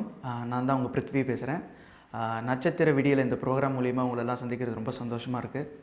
இன்றைக்கி நான் இது வரைக்கும் ஒரு 4 படம் பண்ணியிருக்கேன். இந்த 4 படத்தோட எக்ஸ்பீரியன்ஸ்லாம் உங்ககிட்ட ஷேர் பண்ணலான்னு விரும்புகிறேன். ஸோ பிகினிங் பார்த்தீங்கன்னா என்னோடய முதல் படம் கைவந்த கலை. இந்த படத்தோட ஆப்பர்ச்சுனிட்டி எனக்கு எப்படி வந்துச்சுன்னா, இந்த படம் பண்ணுறதுக்கு முன்னாடி நான் ஸ்கூல் டைம்லேயே எனக்கு ஒரு ஆஃபர் வந்துச்சு. அப்பாவோட அசிஸ்டன்ட் உத்தமன் சொல்லிட்டு ஒருத்தர் நான் அப்ரோச் பண்ணார். அப்போ சினிமா மேலே சுத்தமாக எனக்கு இன்ட்ரெஸ்ட்டே இல்லை. திடீர்னு கேட்டோன்னா பயங்கர நர்வஸ் ஆகிடுச்சு. நம்ம எப்படி நடிக்க போகிறோம், சுத்தமாக எனக்கு இன்ட்ரெஸ்ட்டே இல்லை. அப்படி இப்படி எல்லாம் கன்வின்ஸ் பண்ணி ஷூட்டிங் போக ஆரம்பித்தோம். அந்த படத்தோட பேர் விடலை. ஸோ ஜிவி ஃபிலிம்ஸ் ப்ரொடக்ஷனில் அதை ஆரம்பித்தோம். அன்ஃபார்ச்சுனேட்லி ஒரு 15 days ஷூட் பண்ணதுக்கப்புறம் சில ப்ராப்ளம்னால நாங்கள் ஃபர்தராக அதை ப்ரொசீட் பண்ண முடியல. ஸோ அதுக்கப்புறம் தான் சினிமா நம்ம டிசைட் பண்ணது, சரி இனிமேல் ஒரு நல்ல படம் பண்ணணும், ப்ராப்பராக எல்லாம் பிளான் பண்ணி சினிமாவுக்கு என்ன தயாராகணுமோ அதெல்லாம் ப்ரிப்பேர் பண்ணி டான்ஸு ஃபைட் எல்லாம் கற்றுக்கிட்டு போனேன். முதல் படம் அப்பாவோட டைரக்ஷனு. அது இட் வாஸ் லைக் எப்படி சொல்கிறது, ரொம்ப ஈஸியாக ஒரு கேக் வாக் மாதிரி தான் இருந்துச்சு எனக்கு. பொதுவாக எல்லோரும் சொல்லுவாங்க நடிகர் பசங்கள்லாம் ஈஸியாக வந்துடலாம் அப்படின்னு சொல்லிட்டு. அது உண்மை தான், ஈஸியாக வந்துடலாம். ஒரு படம் கிடைக்கும், 2 படம் கிடைக்கும். அதுக்கு மேலே வந்து நடிகர் பையன் சொல்லிட்டு யாரும் நமக்கு ஆப்பர்ச்சுனிட்டி கொடுக்க போகிறதில்ல. இது வரைக்கும் நான் பண்ண 4 படங்களுமே எனக்கு ஒரு நான் காலர் தூக்கி சொல்கிற விஷயம்னு சொன்னால், இது வரைக்கும் யாரும் எந்த படத்துலேயும் எங்கள் அப்பா ப்ரொடியூஸ் பண்ணல, எங்கள் அப்பா எந்த வழியிலையும் காசு போடல. ஸோ என்னை நம்பி ஒருத்தர் வந்து இன்வெஸ்ட் பண்ணியிருக்காங்க. So I feel bit proud about that. ஒரு சின்ன விஷயம் என்னென்னா, இப்போ சினிமாவுக்கு நிறைய பேர் ஆசைப்பட்டு வராங்க. டூ இப்போ சினிமாவில் வந்து ஃபிலிம் ப்ரொடக்ஷன் கம்மியாகி டிஜிட்டல் மீடியா அதிகமாக டாமினேட் ஆகுது. ஸோ அதனால் நிறைய யங்ஸ்டர்ஸ் வந்து படம் எடுக்கணும்னு வராங்க. நிறைய ஷார்ட் ஃபிலிம் மேக்கர்ஸ் பெரிய ஃபீச்சர் ஃபிலிம்ஸ்க்கு மூவ் ஆகிறாங்க. ஸோ ரொம்ப சந்தோஷமான விஷயம். எல்லாத்தையும் ஆர்வமாக இருங்க. பட் ப்ளீஸ் எல்லாமே கற்றுக்கிட்டு வாங்க, கற்றுக்கிட்டு வாங்க. It's very big industry. இதில் புகழ் கிடைச்சாலும் அதிகமாக கிடைக்கும், அதேமாதிரி கிடைக்காம இருந்தால் தெருவுக்கு வந்துடும். எல்லா படமும் பாருங்கள். யங்ஸ்டர்ஸ் எல்லாத்தோட படத்தையும் என்கரேஜ் பண்ணுங்கள். ஜஸ்ட் ஒரு பெரிய ஹீரோ இல்லாமல் ஒரு போஸ்டர் பார்த்தா இந்த படத்தை பார்க்க வேணாம் அப்படின்ற அந்த ஒரு தாட் வரவே வேணாம். எல்லா படத்தையும் போய் பாருங்கள், என்கரேஜ் பண்ணுங்கள். சிடியில் பார்க்காதீங்க, தேட்டரில் போய் பாருங்கள். Thank you so much. கிருபா, இந்த காலத்திலலாம் ஹேண்ட்பேக்கில் பணத்துக்குன்னு தனியாக ஒரு பர்ஸ் வைக்கிறாங்களோ இல்லையோ, கண்டிப்பாக மாத்திரைங்க போட்டு வைக்கிறதுக்கு தனியாக ஒரு பர்ஸ் மெயின்டைன் பண்ணுறாங்க. ஆமாண்டா, அந்த காலத்துலலாம் தான் உணவே மருந்துன்னு வாழ்ந்தாங்க. ஆனால் இந்த காலத்தில் அப்படியா? மருந்து தான் உணவே. கரெக்டாக தான் சொல்கிறேன். அதிகமாக மாத்திரைங்க எடுத்துக்கிறாங்க, அது வேறு விஷயம். ஆனால் சாப்பிட்ற உணவே ஜங்க் ஃபுட்ஸாக சாப்பிட்றாங்க, ஹெல்த்தியாக இல்லாத ஃபுட்ஸாக சாப்பிட்றாங்க. இதெல்லாம் சாப்பிட்டா கண்டிப்பாக ஹெல்த் பாதிக்க தானே செய்யும். கண்டிப்பாக பாதிக்க தான் செய்யும். அதுக்காக தான் நம்ம கூட டாக்டர் சிவராமன் இருக்காரு. எந்தெந்த உணவை சாப்பிட்டா ஆரோக்கியமாக இருக்கலாங்கிறத நம்மளுக்காக எக்ஸ்பிளைன் பண்ண போகிறாரு. இது உணவும் உண்மையும்.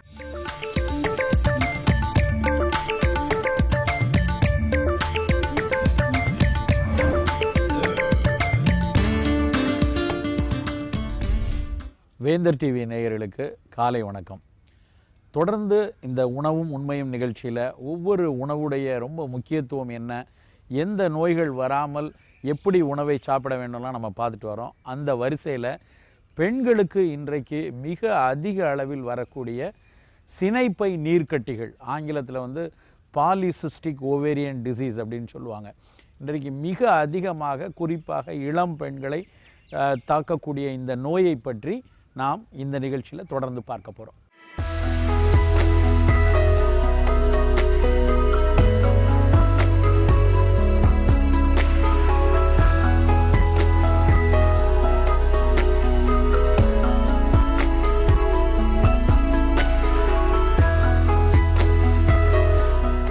ஒரு 20-30 வருஷத்துக்கு முன்னாடிலாம் இந்த சினைப்பை நீர்க்கட்டி அப்படிங்கிற வார்த்தை வந்து ரொம்ப எங்கேயோ ஒரு இடத்துல தான் கேள்விப்பட்டிருப்போம். நிறைய பேருக்கு வந்து இந்த பாலிசிஸ்டிக் ஓவேரியன் டிசீஸுங்கிறது வந்து பற்றியே பெண்களுக்கு தெரியாத காலமெல்லாம் இருந்துச்சு. ஆனால் இன்றைக்கு ஒரு 10 நோயாளிகள் வந்து பெண் மருத்துவரை வந்து பார்க்குறாங்க. தங்களுடைய மாதவிடாய் பிரச்சனைக்கோ இல்லை குழந்தை பேர் தள்ளிட்டே போகிறது அப்படிங்கிறதுக்காக பார்க்க போனாங்கன்னா 4 பேர் 5 பேருக்கு இந்த பிசிஓடி அப்படின்னு சொல்லக்கூடிய ஒரு சினைப்பை நீர்க்கட்டி நோய் வந்து இருக்கிறத வந்து பார்க்குறோம். ஏன் இவ்வளவு தூரம் சினைப்பை நீர்க்கட்டிகள் கூடியிருக்கு அப்படின்னு பார்த்தா, சின்ன வயசு முதலே அவங்கள்ட்ட இருந்த உணவு பிரச்சனைகள் தான் ஒரு முக்கியமான ஒரு காரணம். இன்றைக்கு குழந்தைகள் சாப்பிடக்கூடிய உணவுகளில் மிக அதிக அளவில் இனிப்பு சேர்க்கப்படுது. குழந்தைகள் வந்து இனிப்புக்கு பொதுவாகவே வந்து விரும்புகிறவங்க அப்படிங்கிறதுனால அவர்களுடைய ஃபன் ஃபுட்டாக இருக்கட்டும், அவங்களுடைய ஸ்நாக்ஸாக இருக்கட்டும், இல்லை அவர்களுடைய அன்றாட உணவுகளாக இருக்கட்டும், எல்லாத்துலேயும் நிறைய இனிப்பு சேர்றது ரொம்ப ரொம்ப முக்கியமான ஒரு காரணமாக பார்க்கப்படுது. சரி, இது ஏன் இந்த பாலிசிஸ்டிக் ஓவரியன் டிசீஸ்னால் எப்படி இருக்கும், என்ன மாதிரி அதனுடைய குறிகுணங்கள் இருக்கும்னு பார்த்தோன்னா, இந்த மாதவிடாய் வந்து 28 நாளைக்கு ஒரு முறை இல்லைன்னா 30 நாளைக்கு ஒரு முறை வந்து நிகழ்ந்து கொண்டு வரணும். அப்படி வரக்கூடிய நிகழ்வு ஏதாவது ஒரு காரணத்தில் ரொம்ப தள்ளி போகிறது, 40 நாள் 45 நாள் அப்படி சீரற்று போகும் பொழுது மருத்துவரை அவர்கள் பார்க்க வராங்க. வரும் பொழுது அவங்களுக்கு வந்து இந்த அல்ட்ராசவுண்டை எடுத்து பார்த்தோன்னா சினை பைகளில் சிறு சிறு ஃபாலிக்கிள்ஸ்ன்னு சொல்லக்கூடிய சிறு சிறு கட்டிகள் வந்து இருக்கிறத வந்து கண்டுபிடிக்கிறாங்க. அது நீர்க்கட்டிகளா அது ஃபாலிக்கிளா அப்படிங்கிறத அந்த அல்ட்ராசவுண்ட் பார்க்குற ஒரு அந்த மருத்துவர் வந்து பார்த்து சொல்லும் பொழுது உங்களுக்கு நிறைய நீர்க்கட்டிகள் சினைப்பைகளில் இருக்குது, அந்த மாதிரி சினைப்பை நீர்க்கட்டிகள் இருக்கிறதுனால இந்த மாதவிடாய் வந்து சீராக இல்லை அப்படிங்கிறத சொல்கிறாங்க. இந்த நீர்க்கட்டிகள் ஏன் உருவாகுது அப்படின்னு பார்த்தோன்னா, நிறைய இனிப்பு உணவுகளை அதிகமாக எடுக்கிறது ஒரு காரணமாக இருக்கலாம் அப்படின்னு சொல்லி மருத்துவ விஞ்ஞானம் சொல்லுது. இது குழந்தை பருவத்து முதலே, அதுவும் குழந்தை சின்ன வயசுலேருந்தே வந்து எல்லா உணவுகள்லேயும் நிறைய இனிப்புகளை கொடுக்கறது, ஒரு விஷயத்தை சாப்பிடல தோசைக்கு இட்லிக்கு எல்லாத்துக்கும் சர்க்கரை வச்சு கொடுக்கறது வந்து நிறைய வீட்டில் ஒரு பழக்கமாக இருக்குது. அதை தாண்டி வெளியே சாப்பிடக்கூடிய உணவுகள் இல்லைன்னா வந்து ஒரு ஆசைக்காக வாங்கி கொடுக்கக்கூடிய உணவுகள் எல்லாமே இனிப்பு உணவுகளை தான் நம்ம குழந்தைகளுக்கு அதிகமாக கொடுக்குறோம். இது ரொம்ப ரொம்ப முக்கியமான காரணம். அடுத்து ரொம்ப இன்னொரு முக்கியமான தகவல் என்ன அப்படின்னா, நிறைய பிராய்லர் கோழிகள் வந்து இன்றைக்கு பயன்படுத்தப்படுது. நாட்டுக்கோழிகள்லாம் ரொம்ப குறைஞ்சி போச்சு. கறி சிக்கன் எடுக்கணும் அப்படின்னாலே நம்ம கிடைக்கிறது வந்து பிராய்லர் சிக்கன் தான் கிடைக்குது. இந்த பிராய்லர் சிக்கனை அதுவும் பெண் குழந்தைகள் அதிகமாக விரும்பி வாரத்துக்கு 3 நாள் 4 நாட்கள்னு இந்த பிராய்லர் கோழிகளை எடுக்கிறதும் இந்த சீக்கிரமாக பூப்படைகிறதுக்கும் இந்த நீர்க்கட்டிகள் வருவதற்கும் ஒரு காரணமாக இருக்குமோ அப்படின்னு சொல்லி மருத்துவ விஞ்ஞானம் சொல்லிட்டு வராங்க. இன்னொரு முக்கியமான காரணம் என்ன அப்படின்னா, நார்ச்சத்துள்ள உணவுகளை அதிகமாக எடுக்காமல் இருக்கிறது. முன்பெல்லாம் வந்து நிறைய கீரை காய்கறிகள் பழங்கள் அன்றாட உணவில் இருந்தது. ஆனால் குழந்தைகளுக்கு வந்து ஆரம்பத்துலேருந்தே அது நல்ல மென்று சாப்பிடுவதற்கு வந்து பொறுமை இல்லாதனாலையும் ஒரு அக்கறையாக அதை வந்து நிறைய இந்த மாதிரி பழங்களை கொடுத்து இல்லைன்னா வந்து காய்கறி கீரைகளை சமைத்து தருவதற்கு நேரம் இல்லாத ஒரு காரணத்தினாலையும் இந்த குழந்தைகள் உணவு எதுவும் இளம் வயதில் ஒரு 15 வயது 20 வயதில் சாப்பிடக்கூடிய உணவுகள் எல்லாமே அதிக மாவு பண்டங்கள்னால நல்ல ஈஸியாக டைஜஸ்ட் ஆகிற மாதிரி இல்லை ஈஸியாக வாய்க்கு மெல்வதற்கு மாதிரி மிருதுவான உணவுகள் நிறைய வந்துருச்சு. உதாரணமாக பட்டை தீட்டிய தானியங்கள், நல்ல பாலிஷ் போட்ட தானியம், அதில் வந்து ஃபுல்லாக தவிடே இருக்காது.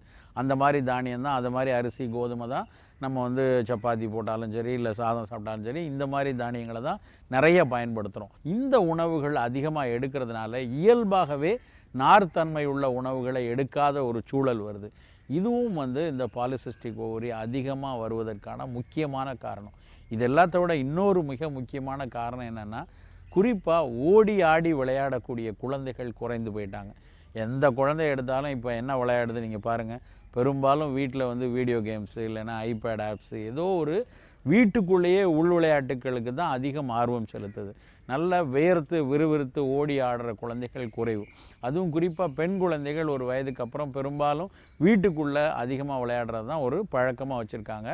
பெரும்பாலும் வந்து இந்த ஓடி ஆடி வியர்க்கக்கூடிய அளவில் உடல் உழைப்பும் இல்லை, விளையாட்டுகளும் இல்லை. இது ரொம்ப ரொம்ப ஒரு முக்கியமான காரணம். இந்த காரணங்கள் எல்லாத்தினாலையும் தான் இந்த நீர்க்கட்டிகள், சினைப்பை நீர்க்கட்டிகள் மிக அதிக அளவில் அதிகமாக பெருகிட்டு வருது. இதை தாண்டி பல ஹார்மோன்கள் பற்றாக்குறைகள்லாம் வந்து இன்றைக்கு கண்டுபிடிக்கிறாங்க.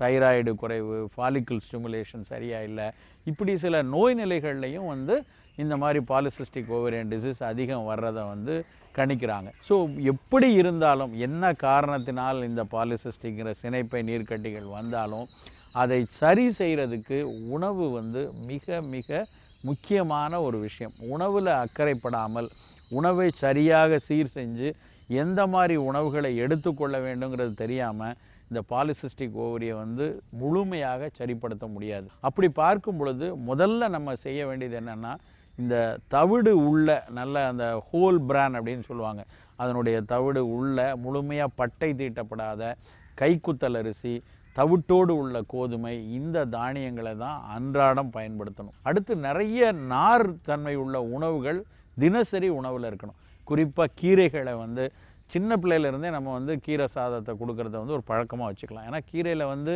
வெறும் நார் மட்டும் இல்லை, அத்தனை கனிமங்களும் இருக்குது. நம்ம உடல் இயங்கியலுக்கு ரொம்ப அவசியமான கனிமங்கள் எல்லாம் இருக்குது. இரும்பு சத்து அதிகமாக இருக்குது. உடலை நோய் எதிர்ப்பாற்றலை நல்லாக்கக்கூடிய குளோரோஃபில்னு சொல்லக்கூடிய பச்சை கலரில் வருது இல்லையா, கீரை பச்சையாக இருக்கிறதுக்கான முக்கியமான காரணம் அதில் இருக்கக்கூடிய குளோரோஃபில்ங்கிற பசுமை சத்து. இது எல்லாம் சேர்ந்து கிடைக்கிறதுனால இந்த குழந்தைக்கு வந்து முதல்ல இருந்தே நல்லா அந்த குழந்தைக்கு ஒரு நார்த்தன்மை அதிகமாக கிடைக்க ஆரம்பிக்குது. இந்த சிஸ்ட் உருவாக்கத்தை அது தடுக்குது. அடுத்து ரொம்ப முக்கியமாக செய்ய வேண்டியது, எதற்கெடுத்தாலும் இனிப்புகளை கொடுக்கறத வந்து குறைக்கணும். இனிப்பு உணவுகள் வந்து கண்டிப்பாக சிறு வயதிலிருந்தே அதன் மீதான ஆர்வத்தை நம்ம நிறைய குறைக்கணும். இனிப்பு உணவுகள்னு எடுத்தோன்னா சும்மா சாக்லேட்ஸு, ஐஸ்கிரீம்ஸு, எதை எடுத்தாலும் சரி, இனிப்பு பண்டம், க்ரீம் பிஸ்கட்ஸு, இதெல்லாம் வந்து நிறைய கொடுக்க அந்த குழந்தைக்கு வந்து ஆரம்பத்தில் இருந்தே இந்த சிஸ்ட் ஃபார்மேஷன் மிக அதிகமாக வர ஆரம்பிச்சிடும். ஸோ அதனால் அந்த தின்பண்டங்கள் கொடுக்கறதுல கூட இனிப்பு பண்டங்களை குறைச்சிட்டு பழங்களை கொடுப்பதை வந்து ஒரு முக்கியமான பழக்கமாக வச்சுக்கணும். அப்புறம் அந்த குழந்தையை ஆடி பாடி ஓடி விளையாடக்கூடிய ஒரு மனோநிலையை முதல்ல இருந்தே உருவாக்கணும். அது வந்து எப்போ பார்த்தாலும் இன்டோர் கேம்ஸ்னு விளையாண்டுட்டு இருக்காமல் வெளியே ஓடி ஆடி விளையாடக்கூடிய ஒரு சூழலையும் உருவாக்கணும். இது எல்லாத்தையும் நம்ம சேர்த்து நம்ம செய்து கொண்டே வந்தோம்னா இந்த சிஸ்ட்டு வருவதை ஓரளவுக்கு நம்ம தடுக்கலாம். சரி, சிஸ்ட்டு வந்துருச்சு, நிறைய பாலிசிஸ்ட் இருக்குதுன்னு கண்டுபிடிச்சிட்டாங்க, ஒரு மருத்துவமனைக்கு போகிறோம், மருந்துகள் மட்டும் போதுமா அப்படின்னு பார்த்தா மருந்துகள் பத்தாது. மருந்துகளோடு சேர்ந்து சில குறிப்பிட்ட ஃபங்க்ஷனல் ஃபுட்ஸ் அப்படின்னு மருந்தாகக்கூடிய உணவுகளையும் நம்ம வந்து சாப்பிடணும். அப்படி என்ன மருந்தாகும் உணவுகள் நமக்கு இந்த பாலிசிஸ்டிக் ஓவரியன் டிசீஸில் பயன்படும், என்ன மாதிரி சிறப்பு உணவுகள் இருக்குது அப்படிங்கிறத நம்ம தொடர்ந்து நாளைய நிகழ்ச்சியில் அதை பற்றி பார்க்கலாம். வீடுன்னு இருந்தா வாசல் இருக்கும். வாசல் இருக்கோ இல்லையோ, இப்ப இருக்க இல்லத்தரசிகள்லாம் வாஸ்து பார்க்க ஆரம்பிச்சிட்டாங்க. வாஸ்துல நிறைய டைப்ஸ் இருக்கே, நீ எதை பத்தி சொல்ற? இப்ப லேட்டஸ்டா சைனால இருந்து இம்போர்ட் பண்ணிருக்க ஃபிங் ஷுகின்ற வாஸ்து தான் ஃபேமஸா இருக்கு. அந்த ஃபிங் ஷுகி வாஸ்துவை யூஸ் பண்ணி வீட்ல இருக்கிற வாஸ்து குறைபாடுகள்லாம் எப்படி போக்குறதுன்னு சொல்ல போறாங்க. இது மை ஸ்வீட் ஹோம்.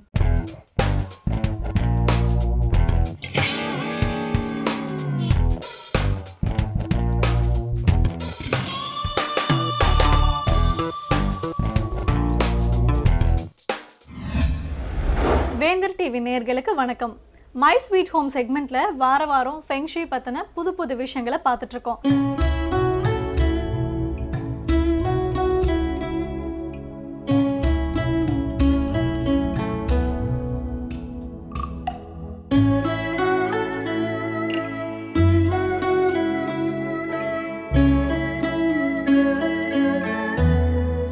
இந்த வாரம் நம்ம பார்க்க போற ஃபெங் ஷுய் ஐட்டத்தோட பேரு ஃபூடாக்ஸ்.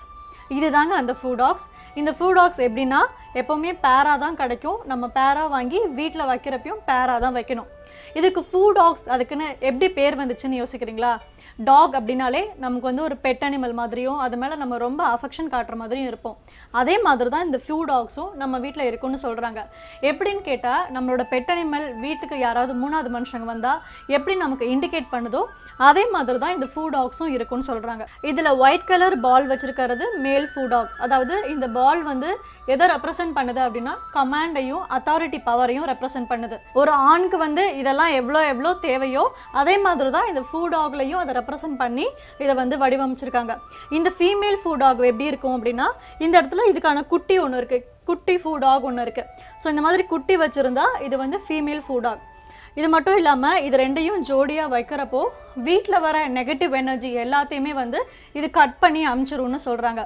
அதாவது இதோட வாயில் பார்த்தா ஒரு சின்ன நைஃப் மாதிரி இருக்குது. இது நம்ம வீட்டுக்குள்ளே வர நெகட்டிவ் வைப்ரேஷன்ஸ் இல்லை நெகட்டிவ் எனர்ஜி எல்லாத்தையுமே இது கட் பண்ணி வெளியில் அமுச்சிரும்னு சொல்கிறாங்க. மேல் ஃபூடாக்ஸ் வந்து கமாண்டுக்கும் அத்தாரிட்டி பவருக்கும் எந்த அளவுக்கு முக்கியத்துவம் கொடுக்குதோ அதே மாதிரி இந்த ஃபீமேல் ஃபூடாக்ஸ் வந்து லாயல்ட்டி ப்ளஸ் ஃபேமிலியோட ப்ரொடெக்ஷனுக்கு இம்பார்ட்டன்ஸ் கொடுக்குது. ஒரு ஆண் ஒரு பெண் குடும்பத்தில் என்னென்ன மாதிரியான ரோல் பண்ணணும் அப்படின்றத இன்டைரக்டாக இந்த ஃபூடாக்ஸில் சொல்லியிருக்காங்க.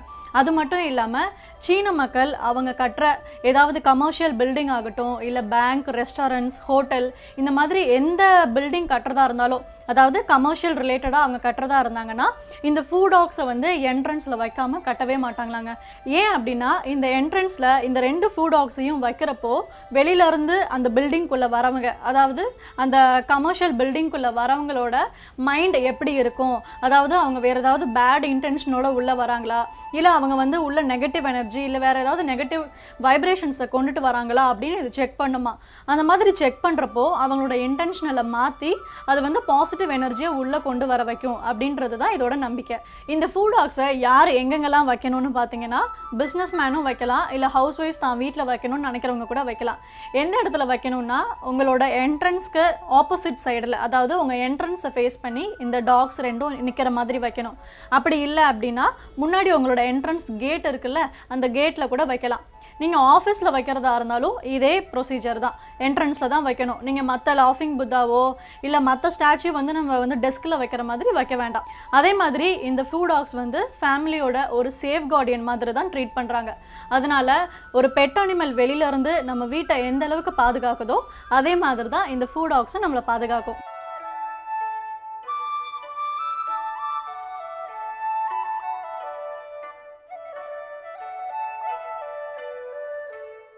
நம்ம அடுத்ததாக பார்க்க போகிற ஃபெங் ஷுய் ஐட்டத்தோட பேர் பியாவ். அதாவது இதை வந்து ஃபெங்ஷுவி பெட்ஸ்ன்னு சொல்கிறாங்க. நம்ம ஜாதகத்தில் குரு திசை அப்படின்றது எந்த அளவுக்கு முக்கியமோ, அதாவது அது வீக்காக இருந்தால் நமக்கு நிறைய ப்ராப்ளம்ஸ் வரும், அதை வந்து நம்ம தீர்க்கறதுக்காக ஏகப்பட்ட ரெமெடிஸ்லாம் நம்ம பண்ணுவோம். அதே மாதிரி நம்ம வாழ்கிற வீட்டில், அதாவது ஸ்பேஸுக்குன்னு சொல்லிட்டு பர்டிகுலராக குரு இருக்கிற ஒரு இடம் இருக்குது. அந்த இடத்துக்கு பேர் தான் வந்து கிராண்ட் டியூக் ஜூபிட்டர் அப்படின்னு சொல்கிறாங்க. அந்த கிராண்ட் டியூக் ஜூபிட்டர் ரொம்ப ஆக்ரோஷமாக இருக்கிற நிலையில் அதை சாந்தப்படுத்துறதுக்காக தான் இந்த பியாவ் அப்படின்ற ஒரு விஷயத்தை வைக்கிறோம். ஃபெங்ஷுவியில் ஃபினிக்ஸ் பேர்டு எப்படி ஒரு மைத்தாலஜிக்கல் பேர்டோ அதே மாதிரி தான் இதுவும். இது வந்து ரியலாக இருக்கிற ஒரு விஷயம் கிடையாது, இதுவும் ஒரு மைத்தாலஜிக்கல் அனிமல் தான். இந்த பியாவ் வந்து நம்ம கிராண்ட் டியூக் ஜூபிட்டர் ரொம்ப ஆக்ரோஷமாக இருந்துச்சு அப்படின்னா அதை வந்து சாந்தப்படுத்தும். ஏன் அப்படின்னா அது ஆக்ரோஷமாக இருக்கிறப்போ வீட்டில் இருக்க மெம்பர்ஸ் யாருக்குமே வந்து எந்த விதமான பாசிட்டிவ் ரியாக்ஷன்ஸுமே கிடைக்காது. ஸோ இது வந்து அதை சாந்தப்படுத்தி வீட்டில் வேறு என்ன மாதிரியான வழிகளெல்லாம் பாசிட்டிவ் வைப்ரேஷன்ஸை கொண்டுட்டு வர முடியுமோ அதை வந்து இது கொண்டுட்டு வரும். இந்த பியாவை வந்து உங்கள் வீட்டில் வைக்கிறப்போ அதுக்கான பர்டிகுலர் டைரக்ஷனை பார்த்து தான் நீங்கள் வைக்கணும். அதாவது இதை நீங்கள் போய் ஃபஸ்ட்டு வாங்குறப்போ உங்களோட ஃபெங்ஷுவி ப்ராக்டிஷனர்கிட்ட கேட்டாலே அவங்க சொல்லுவாங்க இந்த இயருக்கு அந்த கிராண்ட் டியூக் ஜூபிட்டர் எந்த டைரக்ஷனில் இருக்குது. சே ஃபார் எக்ஸாம்பிள் இப்போ இந்த இயர் பார்த்தீங்கன்னா சவுத் ஈஸ்ட் டைரக்ஷனில் இருக்குது. ஸோ இந்த பியாவை நீங்கள் வீட்டில் போய் வாங்கி வைக்கிறப்போ ஃபஸ்ட்டு நீங்கள் சவுத் ஈஸ்ட் டைரக்ஷனில் தான் வைக்கணும். ஒவ்வொரு இயரும் இந்த கிராண்ட் டியூக் ஜூபிட்டர் தன்னோட பொசிஷன்லேருந்து 15 டிகிரி மூவ் ஆகிட்டே போகும். ஸோ அதுக்கு தகுந்த மாதிரி நம்மளும் இந்த பியாவை 15 டிகிரி 1 இயருக்கு ஒன்ஸ் நம்ம மாற்றி வச்சுக்கிட்டே வரணும். அதாவது இந்த இயர் நீங்கள் வாங்கிட்டு வரீங்க அப்படின்னா இந்த இயர் ஜூபிட்டர் இருக்கிற இடம் சவுத் ஈஸ்ட் டைரக்ஷன். ஸோ நீங்கள் சவுத் ஈஸ்ட்டில் கொண்டு போய் வைக்கணும். இப்போ இந்த மந்த் வச்சுட்டு இதே மாதிரி நெக்ஸ்ட் இயர் இதே மந்தில் இன்னொரு 15 டிகிரி டைரக்ஷன் தள்ளி சவுத் டைரக்ஷனில் வைக்கணும். இப்படியே இந்த டைரக்ஷன் வந்து கிளாக் வைஸ் போகும். அதுக்கு தகுந்த மாதிரி அதாவது ஜூபிட்டர் எங்கெல்லாம் நகர்ந்து போகிறாரோ அதே இடத்துக்கு நீங்கள் இந்த பியாவையும் நவுத்திட்டே வச்சுட்டு வந்தீங்க அப்படின்னா இன்கேஸ் அந்த கிராண்ட் டியூக் ஜூபிட்டர் ரொம்ப ஆக்ரோஷமான நிலையில் இருந்தால் இது வந்து அவரை சாந்திப்படுத்தும் அப்படின்னு சொல்கிறாங்க. ஸோ இந்த பியாவை நீங்கள் வீட்டில் வைக்கிறப்போ இதை எந்த டைரக்ஷனில் ஃபேஸ் பண்ணி வைக்கிறீங்களோ அதுக்கு ஆப்போசிட்டாக நம்ம போய் உட்காரவும் கூடாது, அதை பார்க்கவும் கூடாதுன்னு சொல்கிறாங்க. ஏன் அப்படின்னா இந்த கிராண்ட் டியூக் ஜூபிட்டர் நான் சொன்ன மாதிரியே 1 இயருக்கு ஒன்ஸ் 15 டிகிரி டைரக்ஷனில் மாறிட்டே போகும். ஸோ இப்போ சவுத் ஈஸ்ட்டில் வச்சிங்கன்னா அந்த டைரக்ஷனை நீங்கள் ஃபேஸ் பண்ணக்கூடாது. நெக்ஸ்ட் இயரில் சவுத் டைரக்ஷனில் வச்சிங்கன்னா அதை ஃபேஸ் பண்ணி இருக்கக்கூடாது. இதை ஃபாலோ பண்ணிக்கிட்டே வந்தாங்க அப்படின்னா உங்களுக்கு வீட்டிலே ஆகட்டும் இல்லை ஆஃபீஸ்லேயே ஆகட்டும் எங்கேயுமே இதை ஃபாலோ பண்ணி இந்த கரெக்டான பொசிஷனில் வச்சிங்க அப்படின்னா உங்களுக்கு வெல்த் நிறைய கிடைக்கும்னு நம்புகிறாங்க. மற்ற ஃபெங்ஷுவி ஐட்டம் பார்த்தா காமனாக நம்ம லிவிங் ரூமில் வைக்கலாம், என்ட்ரன்ஸ் ஃபேஸ் பண்ணி ரொம்ப காமனாக வந்து நம்ம லிவிங் ரூமில் வைப்போம். ஆனால் இந்த பியாவ் நீங்கள் வாங்குறப்போ கிச்சன்லேயோ டாய்லெட்லேயோ வைக்கவே கூடாதுன்னு அட்வைஸ் பண்ணுறாங்க. ஏன்னா இதோட டைரக்ஷன்ஸ் நமக்கு அந்த அளவுக்கு முக்கியம். ஈவன் நீங்கள் பெட்ரூமில் கூட வைக்கலாம். இந்த பியாவ் வைக்கிறப்ப உங்களுக்கு குட் ஃபார்ச்சூன் மட்டும் இல்லாமல் வெல்த்தும் கிடைக்கும். அது மட்டும் இல்லாமல் வீட்டில் வேறு மாதிரி ஏதாவது வெல்த் ரிலேட்டட் பிரச்சனை இருந்ததுன்னா அதையும் தீர்த்து வைக்கும்னு சொல்கிறாங்க.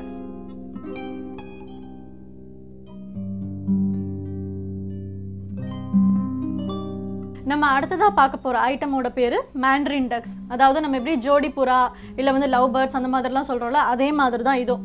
இது எதுக்கு அப்படின்னா ரிலேஷன்ஷிப்க்கு முக்கியமாக வந்து ரிலேஷன்ஷிப்பை மெயின்டைன் பண்ணணும், இல்லை ரிலேஷன்ஷிப்பில் ஏதாவது பிரச்சனை அப்படின்னா அதை சால்வ் பண்ணணும் அப்படின்னு நினைக்கிறவங்க இதை வாங்கி வீட்டில் வைக்கலாம். எப்படி வைக்கணும் அப்படின்னு பார்த்தா ஒன்று லிவிங் ரூமில், அப்படி இல்லைன்னா பெட்ரூமில் வைக்கலாம். பட் டைரக்ஷன் ரொம்பவே அவசியம், சவுத் வெஸ்ட்டில் தான் வைக்கணும். கல்யாணம் ஆயிருக்கிறவங்க தான் ரிலேஷன்ஷிப்பை வந்து இன்னும் ஸ்ட்ராங் பண்ணணும் அப்படின்னு வாங்கி வைக்காமல் ஆல்ரெடி வந்து உங்களுக்கு மாப்பிள்ளை பார்த்துட்ருக்காங்க இல்லை கல்யாணம் இன்னும் செட் ஆகலை அப்படின்னு நினைக்கிறவங்க இதை வாங்கி வச்சா கூட கல்யாணம் சீக்கிரம் நடக்கும்னு சொல்கிறாங்க. இந்த மேண்ட்ரின் டக்ஸ்க்கு எக்ஸாம்பிளாக நான் லவ் பேர்ட்ஸை ஏன் சொன்னேன்னு தெரியுமா? லவ் பேர்ட்ஸ் பார்த்தா எப்போவுமே ஒன்றுக்கு ஒன்று விட்டு கொடுத்துக்காம பயங்கர அஃபெக்ஷனேட்டாக இருக்கும். அதே மாதிரி தான் இந்த மேண்ட்ரின் டக்ஸும் ஒரு மேண்ட்ரின் டக் செத்து போனால் கூட அடுத்த கொஞ்ச நாளையே இன்னொன்று செத்து போயிடுமா. அது மாதிரி ஒன்றை விட்டு இன்னொன்னால வாழவே முடியாதாங்க. இதே மாதிரி ஒரு மேரிட் கப்பலும் ஒருத்தருக்கு ஒருத்தர் விட்டு கொடுத்துக்காம லைஃப்பில் இருக்கணும் அப்படின்றதுக்காகவே அவங்க எல்லாருமே வீட்டில் இந்த மாதிரி ஒரு மேண்ட்ரின் டக்ஸ் பேர் வச்சுக்கிறது நல்லதுன்னு சொல்கிறாங்க.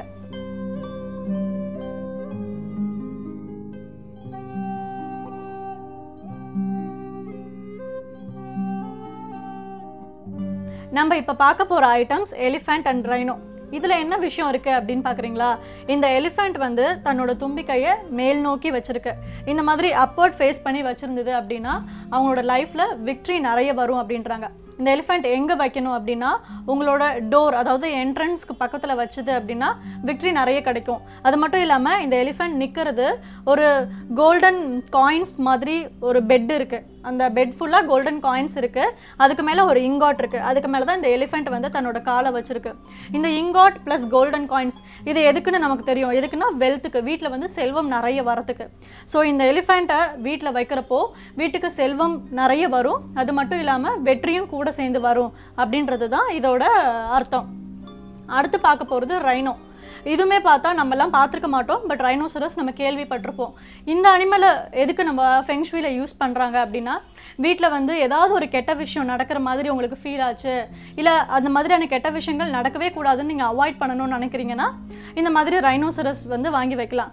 என்ன கெட்ட விஷயம்னு பர்டிகுலராக பார்த்தா, வீட்டில் வந்து திருட்டு போகிறதோ, இல்லை வேறு ஏதாவது, இல்லை பேங்க் நீங்கள் வச்சுருக்கீங்க, வேறு ஏதாவது கடை வச்சு பிஸ்னஸ் பண்ணுறீங்க, அதில் வந்து வேறு யாராவது கொள்ளை அடிச்சுட்டு போகிறதோ, இந்த மாதிரியான விஷயங்கள் உங்களுக்கு நடக்கிற மாதிரி ஃபீல் ஆனிச்சுன்னா இந்த மாதிரியான ரைனோசரஸை வாங்கி வச்சா அந்த மாதிரி எந்த கெட்ட விஷயமும் நடக்காது.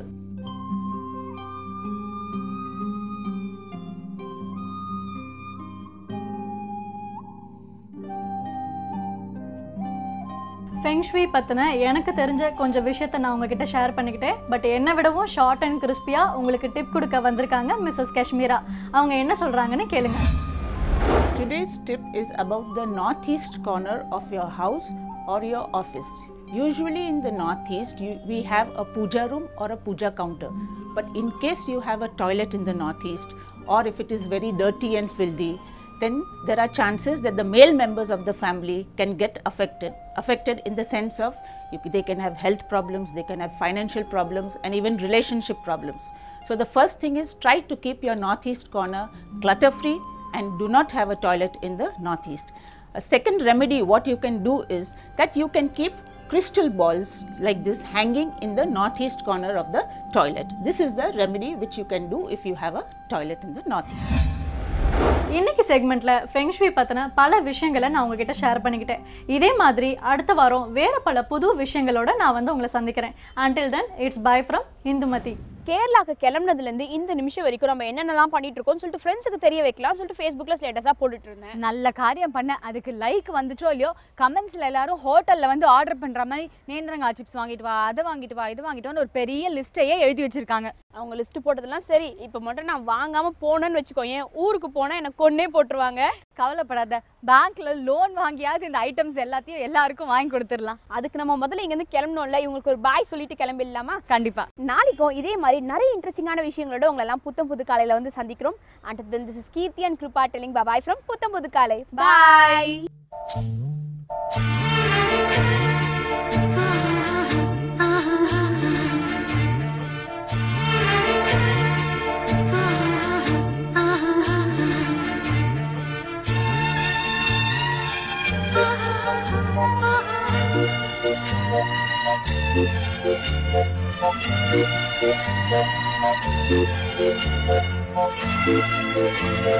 Thank you.